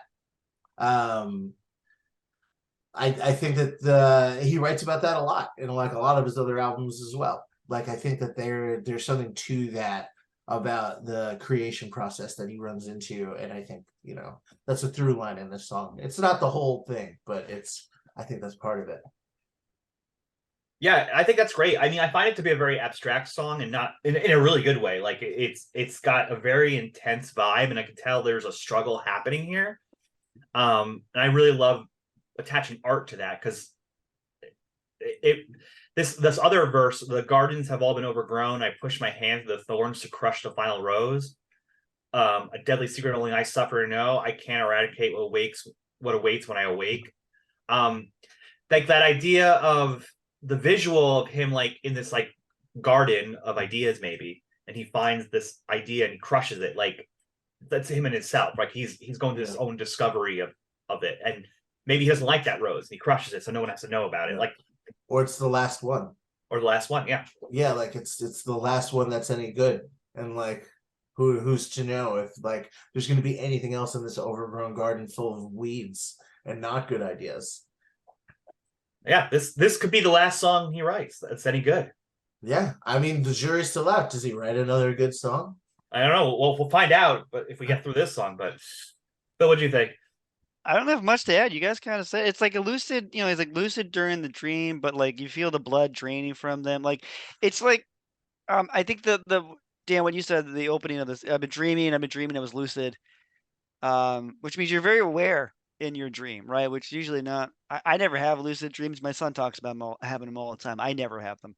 But blood was seeping, it was seeping from my pores. And who would believe that this was my own decision? Like I'm the cause of doing this. It's kind of always how I kind of took that sentence that like it's because of me I'm bleeding. And it's like, but he's bleeding to get something out. And I don't know if it's like bloodletting, which is like getting something bad out of you, or is it like bleeding because that's how you have to go through pain to make art kind of thing, which connects back to the catharsis thing, where it's like pain creates art. And I don't know, maybe it's a positive and a negative. I also think it's funny that he says, I die in my daydreams. Yeah. Not the night dreams, but the day ones. So that would imply I live in my night dreams. So I think that I die in my daydreams and the blood, this is all for my own decision, is talking about the anxiety he has. Like before putting on a show, before releasing something new, before, sharing that final rose that he's crushed with the world after he wakes up from his lucid dream, is him not knowing how the world's going to take it and wanting to die in his daydreams before he goes up on stage, thinking that people may not receive it well. I mean, this is early on in his career. I know Davey seems now like he's got it all together and he knows what he's doing. I mean, 20 plus years of success will do that for you. But yeah. But I think this, still early on in his career, I think that this is written by like a journeyman writer, like as someone who's really still like, this is them still feeling themselves out. Like he's trying on a new hat in this album for real. Yeah. And like, he doesn't know what it's going to happen. All of this weird goth shit, but like, it's awesome and we love it. But like, this is their first time getting so heavy with it. I never know what to do with this song. You know what? I'm with you actually. Yeah. I think we're all feeling that. Like it's got that. This is gonna be a real weird stretch. It reminds me a lot of Green Day's '86, where like you go back to your old stomping grounds, and basically you're no longer applicable for that area. And I feel like that's basically what this song's about, but I don't know why I get there, because I think mostly because for my sin. So I tremble as I feel them rolling in. For my sins, the old ghosts know. So chilling as I feel them mourn within my soul as the morning grows. Like I feel like he's just kind of talk about like you can't go back to where you were. Like this is a transitory album for them. Yeah. And I think he's aware of that and knows that when this drops, so maybe this leads to the anxiety of the previous song, but when this drops, like they're not going to be that smart alecky, smart assy, punky bunch of hooligans in the last few albums. Like they're changing who they are now. They're becoming, well, not that changing who they are. They're finding their skin and becoming that band. And I think this is the awareness of it. Yeah, I agree. I got that too, that vibe as well. There's something about, I think for me, it's like I tremble as I feel them rolling in, for my sins the old ghosts know. So chilling as I feel them mourn within my soul as the morning grows. Like the old ghosts, he's not part of them anymore. Like he died and the ghost are now mourning him because he's no longer part of this stomping grounds of whatever it is. It's further when later in the song, but it's hard to read the old tags on fallen walls. So I always go back to like graffiti and stuff. Yeah. And so like maybe he's gone, maybe where he went back to, maybe his childhood place where he went back to, it's different now. I mean, it's torn down. I mean, you got old tags, old graffiti on fallen walls. Things are broken. I mean, wherever he's gone, it's not good. Yeah. I think that this song is about like something like a feeling that Davey still has and keeps to this day, where he doesn't like performing things that he's already done. Mm-hmm. So this is like the old ghosts. I tremble as I feel them rolling in, as like all of these old fans who like the last album are rolling into his shows, and they're coming up there, and he's like, they're expecting one thing and he doesn't want to do that anymore. All those ideas that like are from the past, those same vibe and feels and the kind of music that he was making, it's not the kind of music he wants to make anymore. It's not fresh to him. And this is him dealing with picking up what is an old weathered tone in order to appease the masses of these people, like, and thinking about it when the ideas don't really appeal to him. I think that's an interesting insight too, and I'm thinking about Davey Haddock. The thing I know about him is that he had these tattoo sleeves of Nightmare Before Christmas characters all over his arms back around this era, right? Yeah. And since then, if you see him now, he's blacked out his arms, which is interesting because like that is somebody who's like, this doesn't serve me anymore, and I need to change this. I'm moving on, and it seems very. I think part of the reason why the AFI albums evolved so much their sound is I think that's very much like that's what he's interested in.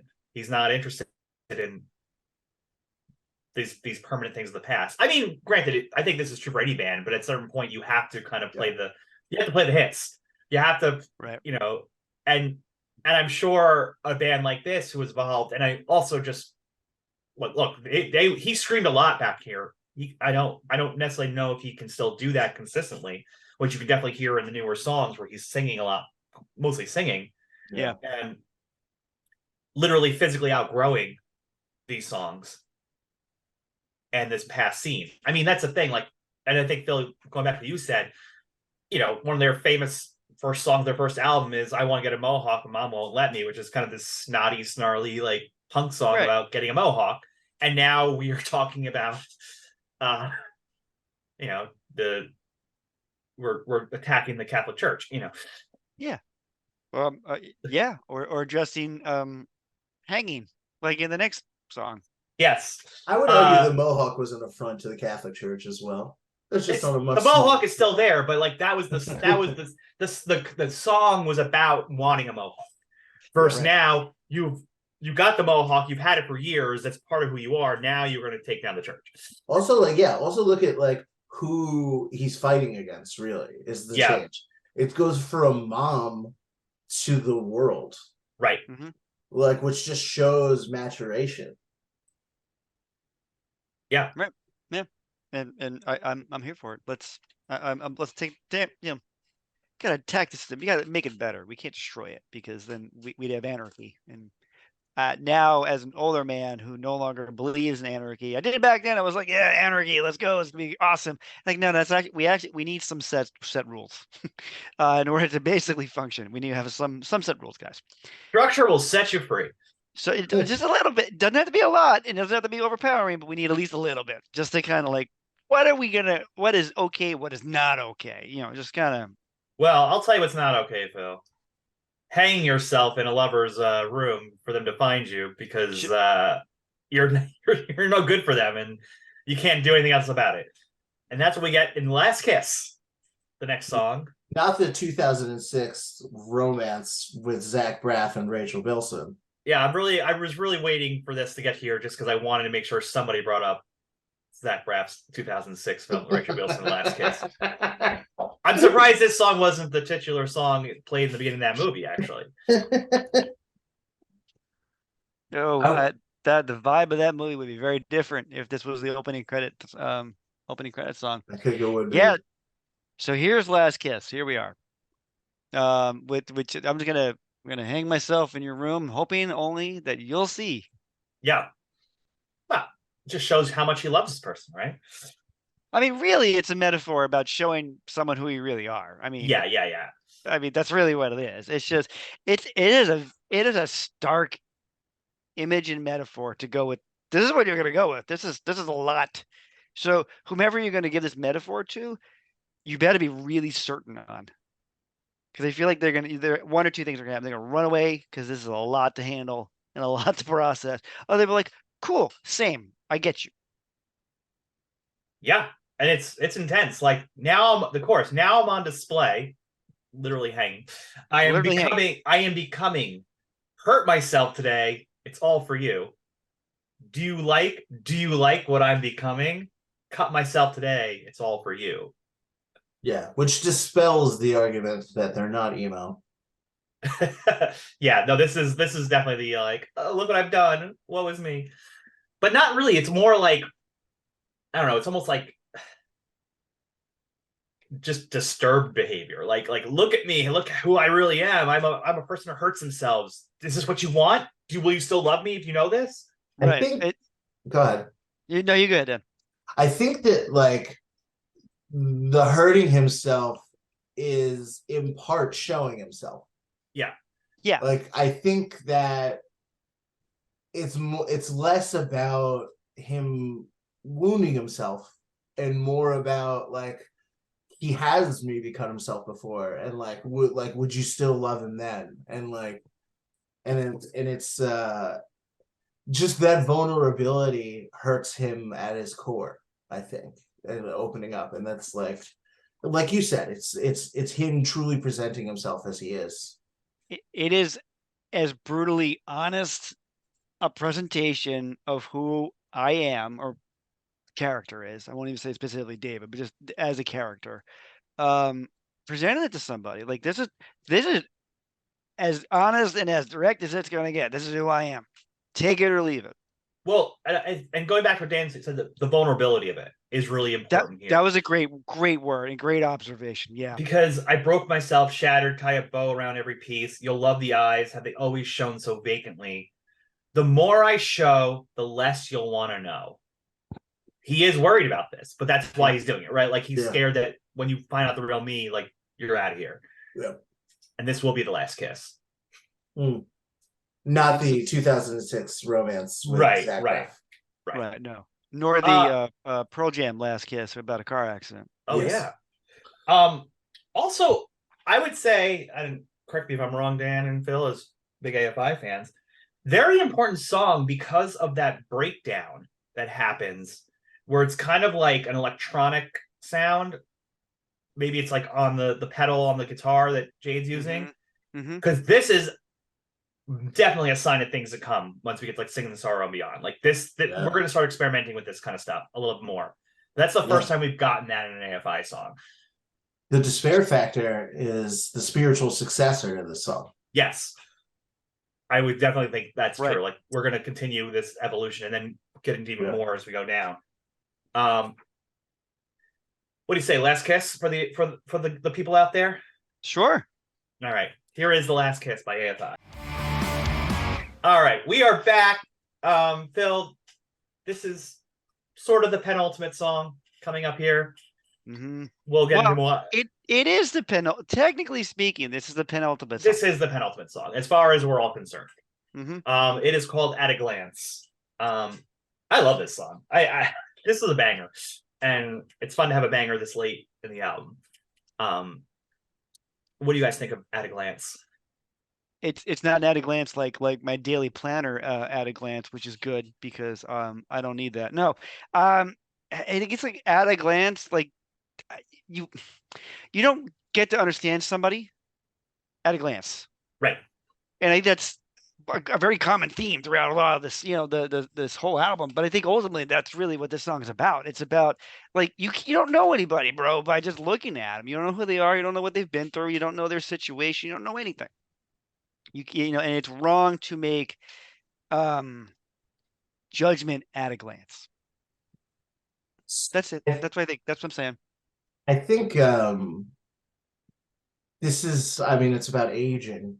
and it's about the evanescence of youth. Also, I just need to quickly put in a side note to tell you how much I love how he says days. I wish I Days. could go to sleep for days. Yeah. Like what? That's such an emo thing. But like I think specifically of the late '90s, early 2000s, where they put like really weird pronunciation on words. So so I think it's about growing old, and I think it's about like relationships souring, and it's about how a relationship can be one somewhere at one point, but when you remove yourself, when there's absence, how radically does that change? How quickly does it, like, if I could go to sleep for a day use, would you count the hours? Or would your restlessness consume fading memories of me? Like, would you forget about me entirely? And so it's like when you don't see someone, maybe this is about a long distance relationship. Maybe it's about like just somebody that like they couldn't see each other often enough, and every time that like he comes back to it, it's work to come back to it. Like I think we've all been in relationships where like you wish things are really good, like when you're together and you're clicking and stuff like that, and then you spend a little time apart and all of a sudden it gets weird, it gets awkward, like the vibrance in their eyes or the warmth that you felt before, it's not on the same level as it was, the last time you saw them. And so I think that's what I think of that. And then he wonders what he is after that. Like if he was perceived this way and this warmly and blah blah, if all it takes is his absence to be treated a different way, to treated less warmly, where they're no longer thinking about them, then what is he really? What has become of him? Like who is he in this relationship? Yeah, I think you hit it dead on. I mean, that Dead on. that clears it completely for me in that thought, because like, yeah, you're hitting that thing about that line, the vibrant heart is so quickly growing old, the warmest eyes so quickly growing cold. Exactly that. This is the change, and he's noticing it, and this is the emo breakup song, or the song of getting to the acceptance that breakup has to happen, which is great. I also that chorus is just so infectious. What if I could go to sleep for days? This is where again they use, but but he's getting more melodic in his choruses. It's getting hookier again, really setting us up for the next couple albums. That we're gonna get a lot more of this. Yeah. But yeah, awesome, sick song, a banger. Which brings us to the final song on the album. Arguably one of the greatest titles I've ever heard in my entire life. God called in sick today. Yeah, that's a mood right there. You know you're not going into a very happy song necessarily with that title. Well, and it's a very punk rocky title. Like it's a very I'm gonna name this song something that's just gonna piss people off, and I think I'm okay with that. It's equal parts atheistic and like working man, which is like straight up the punk scene. Yeah, I love that. Oh, that was fantastic. I love that. This is God didn't go to work today. In our capitalist society, it's your duty to go to work every day and make money for the billionaires. God, get back to work. You also said there was ignored futility was like one of the most Davey lines. This me has the most murderous filigree. Yes, you're right. You're right. I'm so happy you said that, because filigree, I had to look. I was like, what exactly is filigree? It's an ornamental work of fine, typically gold or silver, wire formed into a delicate tracery. Yeah. And clear that up for you, didn't I? Yeah. Let's admire the pattern forming murderous filigree. Caught in the twisting of the vine. So is he the murderous filigree in the vine? I think he is. I think he's the ornamental work. He's like the little thing that's kind of in everything. Murderous filigree. So great. Or maybe he's just caught in it. Because he says, I'm caught in the twisting of the vine. So I think maybe the church is the murderous filigree in which he is being caught. Go ascend with ivy climbing, ignore and leave me the headstone crumbling behind. Oh, the headstone's crumbling. I love the headstone crumbling behind me. And also the way he performs it. It's like Okay, so this to me is this is the flag, is the black sail is being planted in the ground as a flag. Like this is AFI. This song is a very essential AFI song in my mind. Mhm. This is really this is setting the stage for decades now of what they're going to be. It's both haunting and beautiful and intense. It's got this amazing, very simple, haunting guitar riff to open it up, like a very like simple, but like the tone of it, it starts like a very ominous feeling that just gets you started. And then when Davey sings that opening verse, it's so effusive and emotional. Like just I feel like it's like, it's interesting. If Last Kiss was him like fearing vulnerability, I feel like this song is he's completely vulnerable here. That's at the top.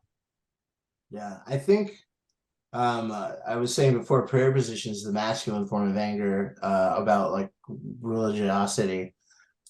This has notes of it feels a lot to me like a Perfect Circle's Judith. Yeah. Because it's about his relationship with his mother and his condemnation of what God represents. So I really like the lines, and miles away my mother cries, omnipotence, nurturing malevolence. This idea that that a God is giving these people like the bandwidth to commit malicious acts on other people, to deny, any number of things that we can list that we've already touched upon in like in some of the other tracks. And that like that his mother is so sad that he's not following the same footsteps. She probably doesn't believe he's going to heaven, but I mean, unfortunately, there is no heaven, and like it's just a tool. The phrase omnipotence, nurturing malevolence. Can't say that word. I think that is the most beautiful way of really sticking it to the church and what all the church stands for. Because what is that really saying? I mean, something that is somebody who is all powerful is allowing, and in fact, nurturing, so encouraging evil doing, wishing to do evil upon others. Like that's how he takes the church. That is how he takes that construct that is religion. That you have some all knowing, all powerful, because it all powerful entity allowing violence to occur, and like harken back to Malleus, where it's like a witch is being destroyed for being born a witch. I mean, and here you got this line of like, and so that's being allowed. That's okay in the eyes of this construct. And it's so beautifully done. It's so wonderfully written in a really kind of provocative way of disagreeing with something. I like to think of omnipotence, nurturing malevolence as the SAT version of absolute power corrupts absolutely. I like that. Yep, I like like that. it. Yeah, I like it. This is the second ballad. Did we talk about this? Is the second ballad? This is the ballad. Do you we think it's ballad? this is like the real ballad. Like this is the real official ballad of AFI. Yeah, I find it to just be a very powerful song. Like it really, and as all the things we've kind of hit on thematically, the album, it's such a powerful closer to this album. Because again, that first track is kind of giving you the theme, what it's going to be, and the second track is like the nail in the coffin, if you will, of this argument. Yeah. You ever seen the merch for this like particular track? Like it's the Davy's head in his hands with like black nail polish, and he's still got the devil lock going on. Oh, that's cool. It's fucking dope. That's pretty fun. A devil lock, you say? Yeah. Oh yeah, the misfit devil lock. Yeah, Misfits devil lock. Yeah. Well, it's like his is like to the side, right? So yeah. I think that's the devil lock, and then I don't know what the rules are. Yeah. I need to have more hair to know that. Well, we can always go over to Danzig's house and ask him if he could explain to us. Yeah.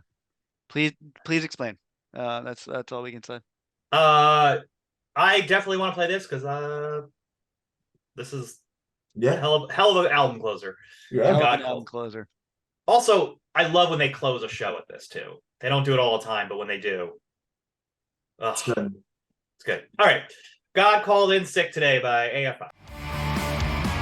All right, so God Called In Sick Today. You're listening to that track if you're listening to on Spotify or CD, and a lot of silence. Our old trick of the secret song happens on this album. Not the first time, not the last time AFI will do this, for sure. If you keep letting the silence keep going, eventually you'll hit a song called Midnight Sun. Midnight Sun. Um, that has the word de profundis clamavi from the Latin. I said it terribly. From the depths. For me, the song is about something from the underground rising up, something that feeds off darkness and hates the sun. Could be vampire again. Could be. I mean, it could. There's. I feel like no color, no joy. I like the bass line opening Yeah, of this thing. I like the guitars come in. I feel like it's very concert-y, which is funny because we talked about that theme earlier. Um, but yeah, it brings in Baudelaire and like just basically just recites that. yeah. Jeff, how do you feel about how you feel about there being a song following the last track? You know what? I'm always happy for another song for sure, but for me, the album ends with God Called In Sick Today. So I almost kind of feel like this is like an afterthought. It's not normally, and also because it feels like a song that's kind of a B-side to the rest of the album. Like it could have been on the album. It could have been a song, but it definitely got. So I almost kind of feel like it doesn't need to be there. Well, It's I'm not happy. placed correctly. Yeah. Yeah, I like when I listen to Sing the Sorrow, I wait for This Time Imperfect. Right. Like that is like that's part of the album. That is the official end of the album. Right. And it feels or like when I listen to Where the Hurt Is, like the end of that from Say Anything.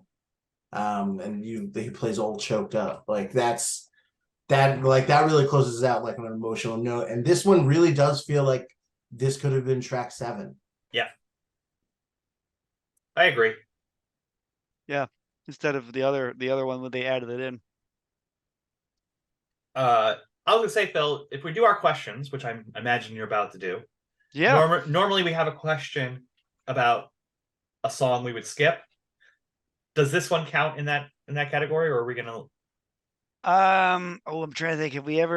Whenever we had a hidden track in the past, did we count that song? I don't think we did. I think we left it to whatever is technically the album, and then Excellent. All right.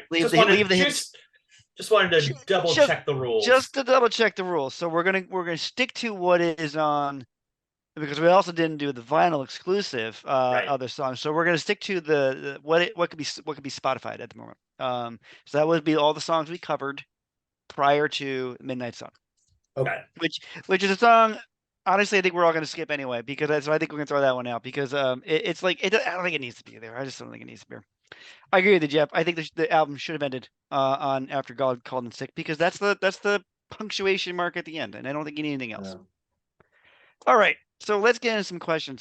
This is one of my favorite parts of the show. I always feel like I get into like a very whose line is it anyway vibe when I start talking about this. But here we go. Yeah, you're very Wayne Brady right now. Very Wayne Brady. I would like to no.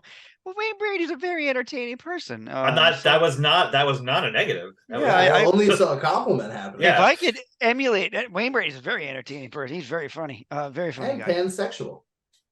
Is he? Hey, I don't think. Yeah. Did he? Well, good for him. All right, I'll be supportive. Well, good for him. Although I feel, again, I said it before, I feel it's unnecessary to come out as anything because you shouldn't have to. Who cares? You shouldn't. Yeah. You just be. Just be who you are. Just be who you are, and that's totally cool. We shouldn't have to have. But anyway, I will be supportive with all of you as you come out. Jeff, I want to know, what do you feel is the best song on the album? Why, that is God Called In Sick Today, Phil. It's a good call. It's a good call. Save the best for last. That's what I say. Dan, what about you? What do you think is the best song on the album? So it's Strength Through Wounding. It is the chant at the beginning of the album. It is the one song from AFI's entire discography that whenever I see them, I want that song played. All right, And I that's want fair. it to be the opener every single time.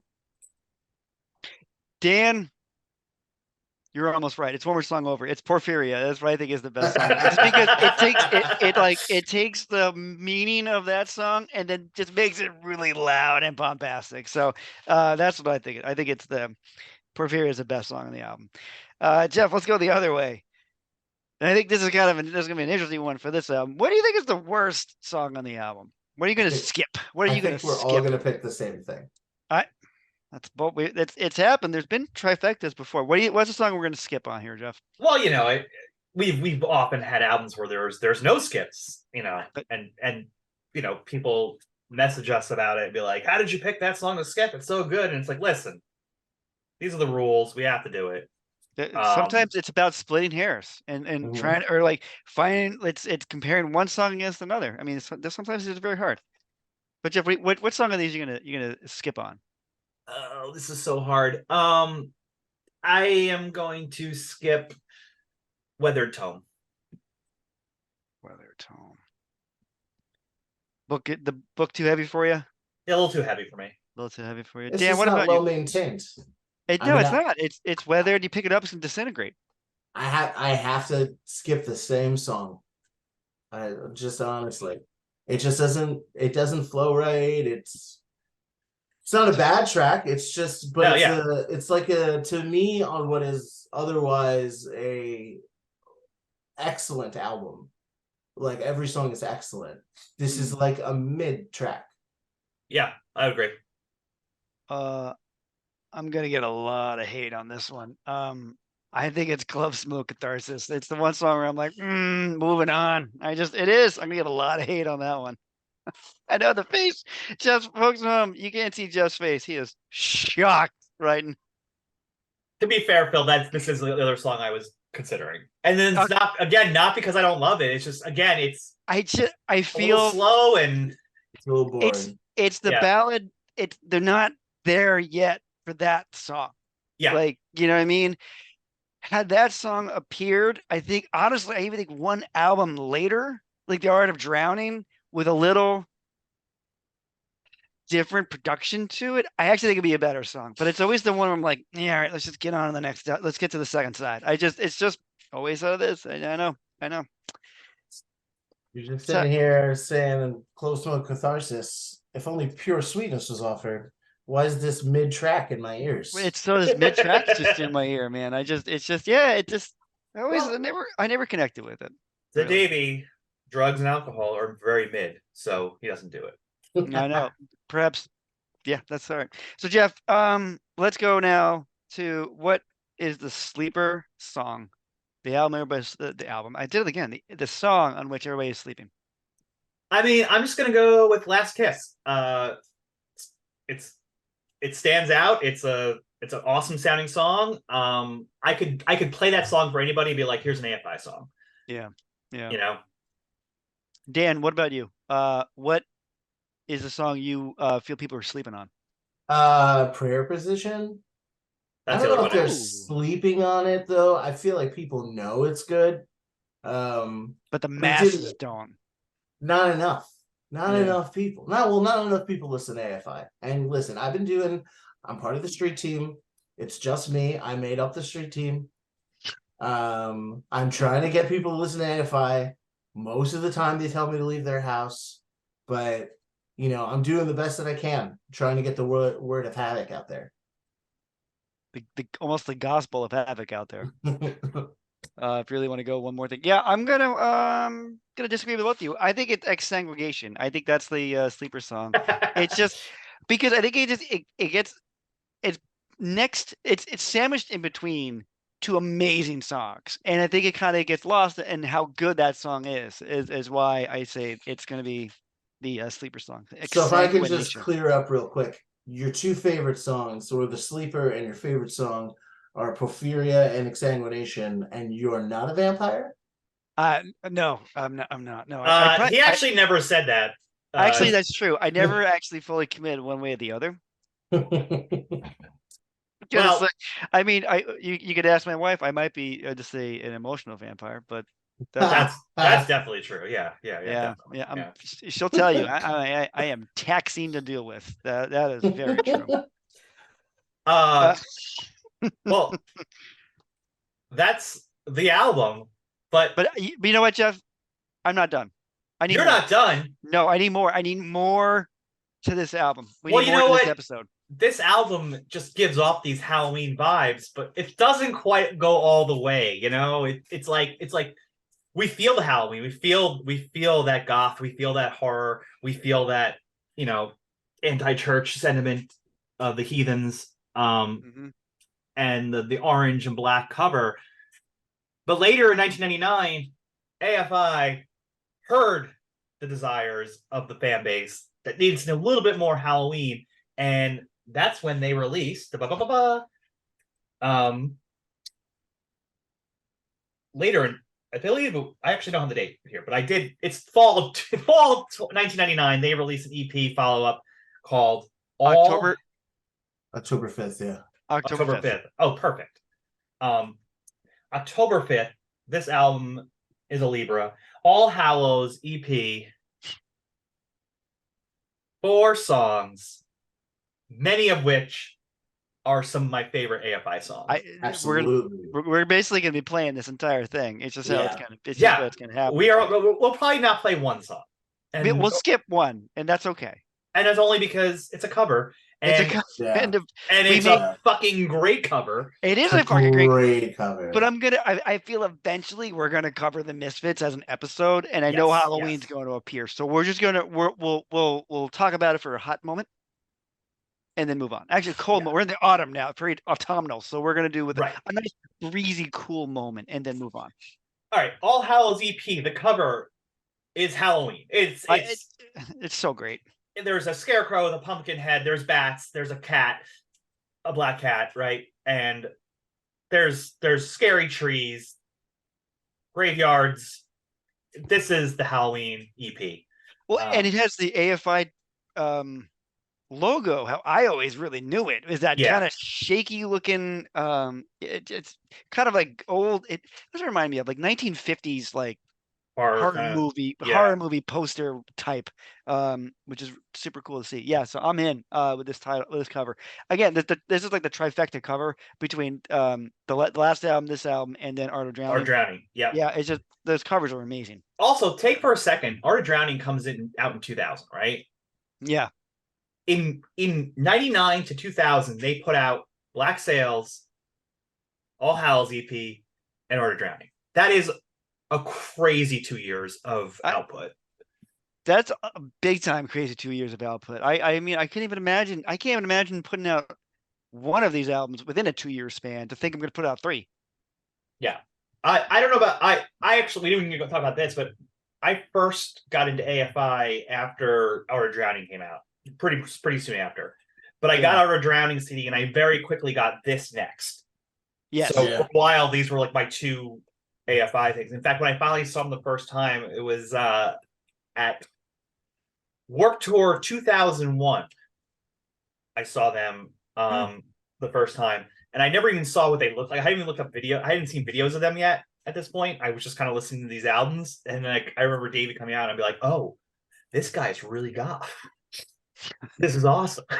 This guy, because he always kind of stood out versus the rest of the band, right? Yeah, because he was like full embrace of the goth aesthetic, and then the others were slowly like I think they're still wearing like cargo shorts, and then eventually jeans and t-shirts, or jeans and t-shirts.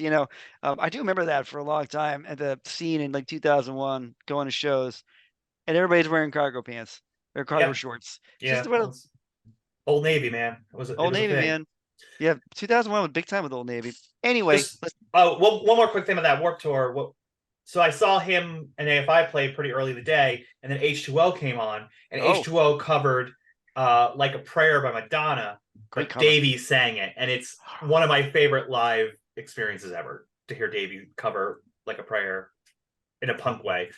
I'm a huge fan of that cover, but I didn't know that was another aspect of that Davey singing. Now I'm gonna go digging into the internet stuff. Find a live video of it. Yeah. Goodness gracious. But here we are, All Hallows EP, four furious Halloween carols, um, if you will. First track, Fall Children. Great title, Fall Children. Maybe one of the best AFI songs ever written. Maybe, yeah. I love the woes, and anytime I hear the woes on an AFI song, I have to think of "Woe on the Woes" by NoFX, where it was basically a song of them talking like, "Wow, everybody keeps doing woes. That's like we can woe on the woes." But that's neither here nor there. I like the little vignettes of it feels very Halloweeny. Yes, without ever saying Halloween, which is cool. No, yeah. In the face of lantern light tonight, my destiny fly. Oh, let me go back up. From four corners, smoke plumes into a reddened sky. In the face of lantern light tonight, my destiny flies. Anything can happen tonight. This day is so hallowed. This day so hallowed. From here forever, so that its will I will follow. Yeah, and it's Hello.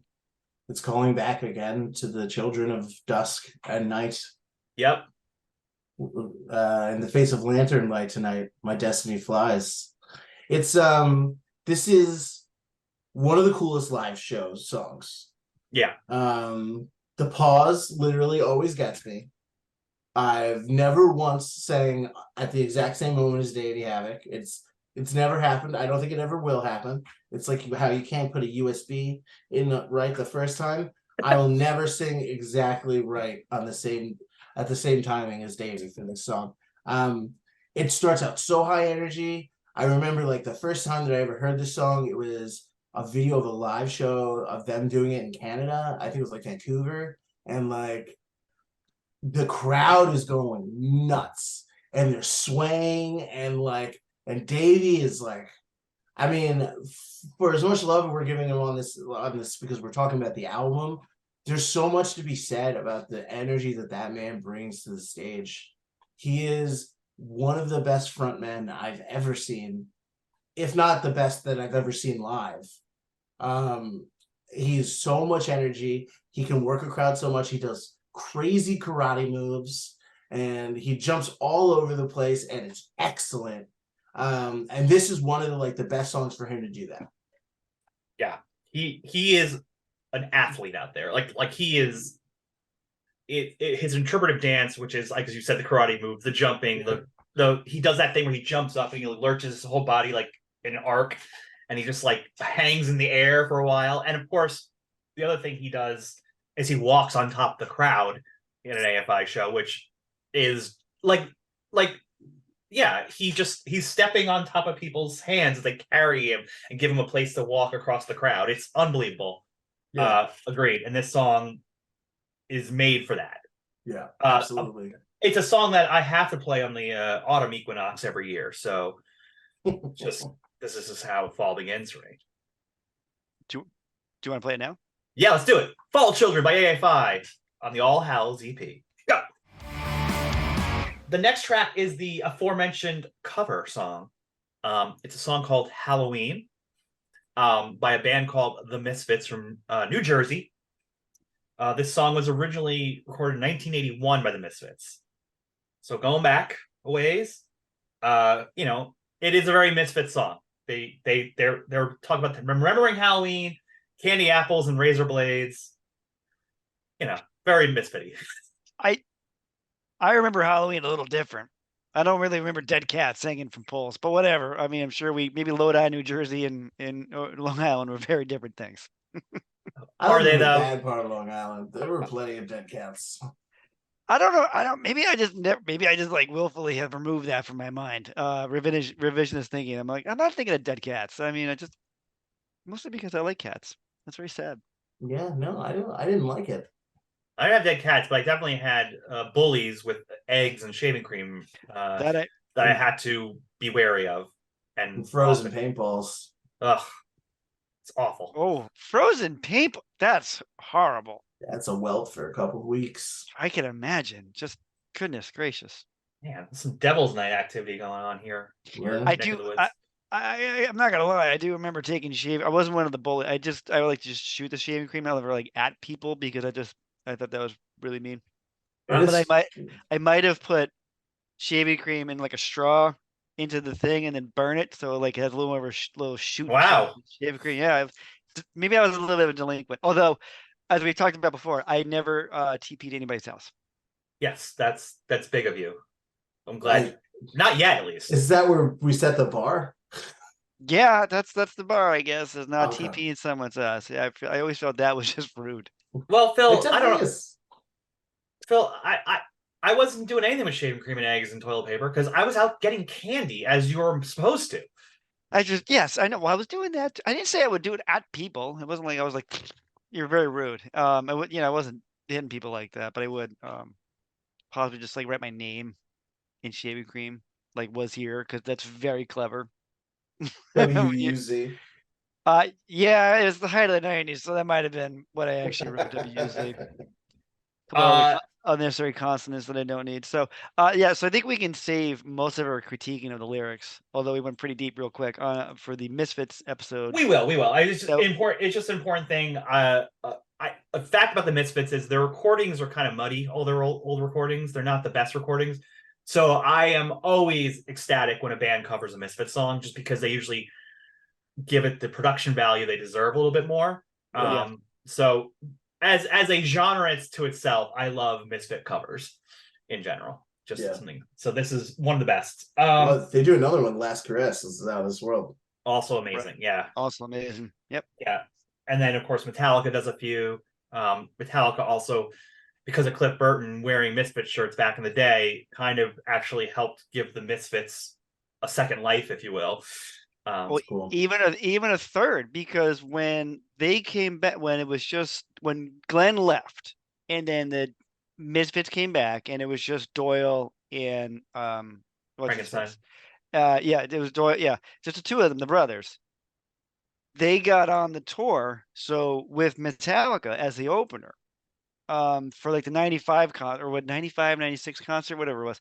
And so they were playing American Psycho as an album in front of Metallica, like as the opener for that show. And they said that because Metallica was the only band that kind of got what they were trying to do. The new version of the Misfits, the post Glenn. Oh yeah, I forgot. Phil is the only person I know who picked a post Glenn Danzig Misfits album to bring to his I did. deserted island. Sure did. The hate mail still coming in on that one. I'm sorry. I like Famous Monsters. It's a good album, guys. It's nothing against it. It's just, Well, there was something against it, and there's we some. can move on. Yeah. All right. See, well, I would prefer if Dan did not destroy me. So let's go to the Boy Who Destroyed the World. There it is. That's what I was looking for. Boy Who Destroyed the World is the third track on this 4-song EP. This is the song that introduced AFI to tons of people, because this was the one that was on Tony Hawk's Pro Skater #3. Hell Yep. yeah. And what a Just banger. that track on repeat. Yeah. I don't even really know what it's about. It's some guy who's losing his glow and he's desperate to be held, but can't be saved. I think it's just about someone taking something from you, and you're kind of, like your glow, like your vibe, your glow. Oh, I don't, and just taking it from you, and you're going to destroy the world. Best I'll give you. I like that. I actually have never parsed this song. I didn't get to it. And I just know it rocks. Sure does. Sure does, man. Sure does. I can go play some PS. This would have been probably the original PlayStation at this point. Yeah, play some PlayStation right here and do some kick flips and some Do you remember, Jeff, playing Tony Hawk in college with our roommates, and like it was a thing for a little bit? I remember playing Tony Hawk before college, during college, after college. I remember Tony Hawk. I remember playing Tony Hawk this morning. I was trying to do. I was on trying my to cell phone during this podcast. Yeah, no, I Tony Hawk, the game, is a very important cultural milestone of our lives. Why do I feel like there's an emo song waiting to be written called "I Remember Tony Hawk"? Well, I was trying to quote the Halloween song that we didn't play. I remember Halloween. I remember Tony Hawk. So It's fine. no, that was so clever. No, it's great. It went above my head. Uh, I'm sick of being clever. Let's play Boy Who Destroyed the World. Yeah, okay. Boy Destroyed the World. Let's go. Okay, last song on the All Hallows EP is called one word, Total Immortal. We have Fuck gone. yes. Can I just say? Yes. You Fuck can yes, twice. Can I get a third? Fuck Fuck. yeah. Oh, so this song, the video for this song, from the Lane shaking his head in the bathtub, like in the way that shot, to like them just posing in front of headstones with his Johnny the Homicidal Maniac t-shirt on, and like him just like in that dark ass room, like busting out of that latex zip up shirt that like I don't know what Davey was eating meat at that time in his life. I'm 100% sure. No, he was vegan. He was lifted. He was lifting all of the band equipment onto the set that day. His arms are about to explode. He's the Devil Lock. He's got the black lipstick, black nail polish, and everything like that. It's the same look as Days of the Phoenix, pretty much. And he was fantastic. And like that, like I said it before, downloaded off of Kazaa. This was my introduction to AFI. I have never put thought into the lyrics. I don't need to. This is the coolest sounding like goth punk song I've ever heard in my entire life, and I want it played at my funeral. I think that's a great idea. I also think in that, I mean, definitely what's cool about that is we'll definitely crowd surf the coffin. Well, if I'm lucky enough to be there, I guess, or if it's not lucky to be there. I don't know. It's a weird conversation. That's a weird thought. Yeah. Whoever's at this funeral should crowd surf the coffin. Is what I'm saying. Please, yes, I'm ready. Yeah, no, it is a song about rage. It's rage I cannot let go. I mean, this is angst personified in the most AFI way.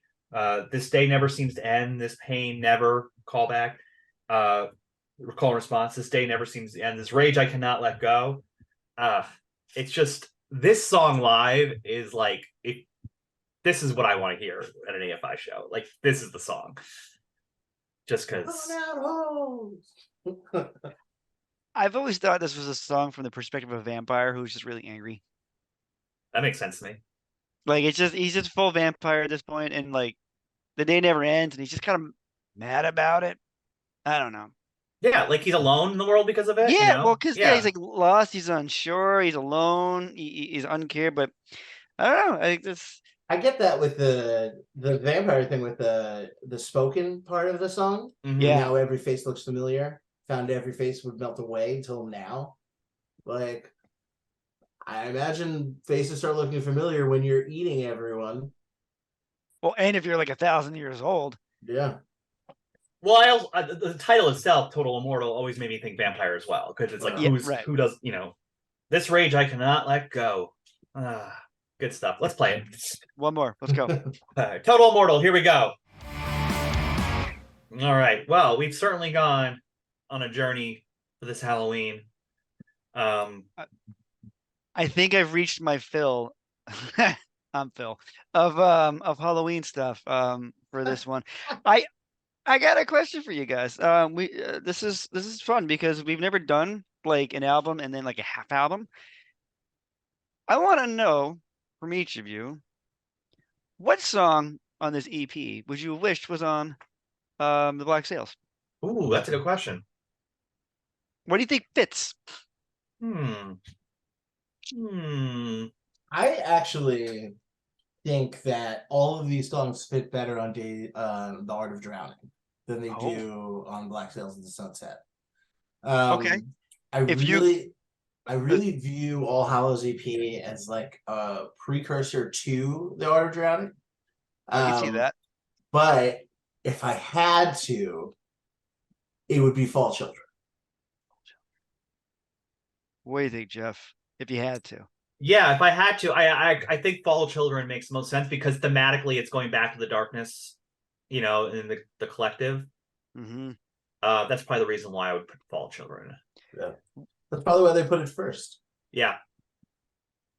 That's true, because Yeah. and you're getting to Total Immortal by the end. It's like the journey you're going on that will lead you into Art of And Drowning. Total Immortal, in my opinion, is the most Art of Drowning song on the. Yeah, definitely. See, that's funny you said that because my gut reaction was Total Immortal because of the whole vampire thing. That's but true. then I was like, it really is Fall Children. It is. I think actually it fits the best on the other one. So yeah, that was fun. I was kind of curious what we'd all, and we ended up having a trifecta. We all agreed on the same song. We did it, guys. Yeah, we're on the same page. Yay! Yay! Hooray for that one. Same page of the weathered tome. Oh. Oh no, Jeff. We nixed that song, or Yeah. I did. Both of you did. I'm the only one who didn't. Yeah. Sorry. Phil loves a weather tome. Yeah, I just threw in general, yeah. In general, I really do. I did. All I did was throw a lit clove cigarette on top of it, and it burst into flames. Sorry, guys. I have to stop storing them in lighter fluid. Maybe I like to watch the world burn. I don't know. Maybe I do. Let's do a quick thanks. So, Dan, thanks for coming on the show. Appreciate it. Thanks for having me. You're welcome. I'm glad you stopped by. I'm gonna say thank you to our executive producer, my wife, Megan, who put up with listening to AFI for the last few days as I prep for this show. She's more of a later.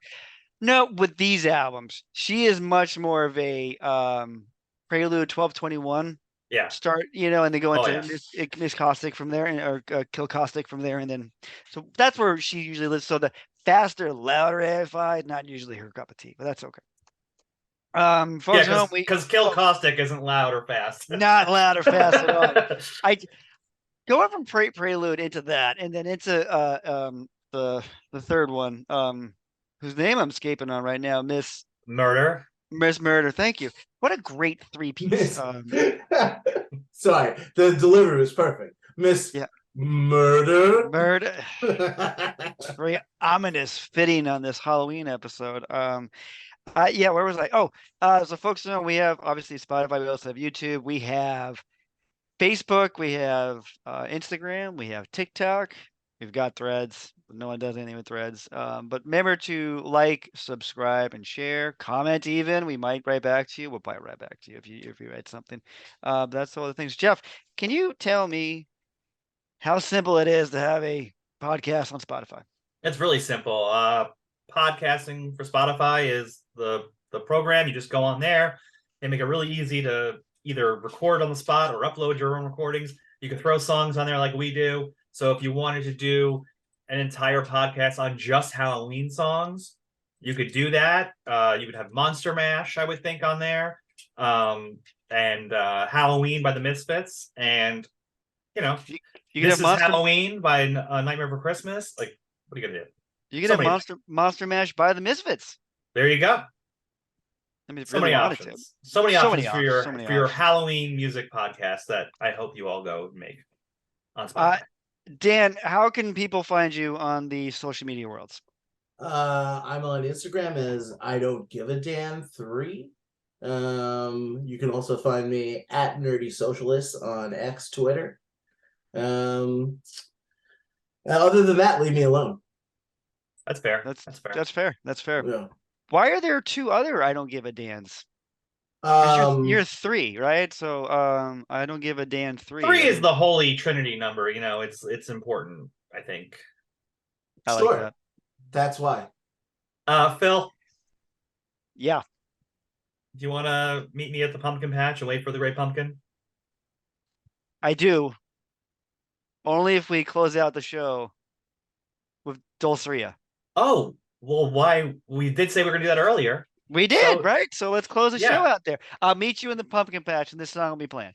Excellent. Here is Dulceria by AFI off their 2021 album Bodies. Also written by Billy Corgan of the Smashing Pumpkins. That's Halloweeny. Good for me. All right, we're out.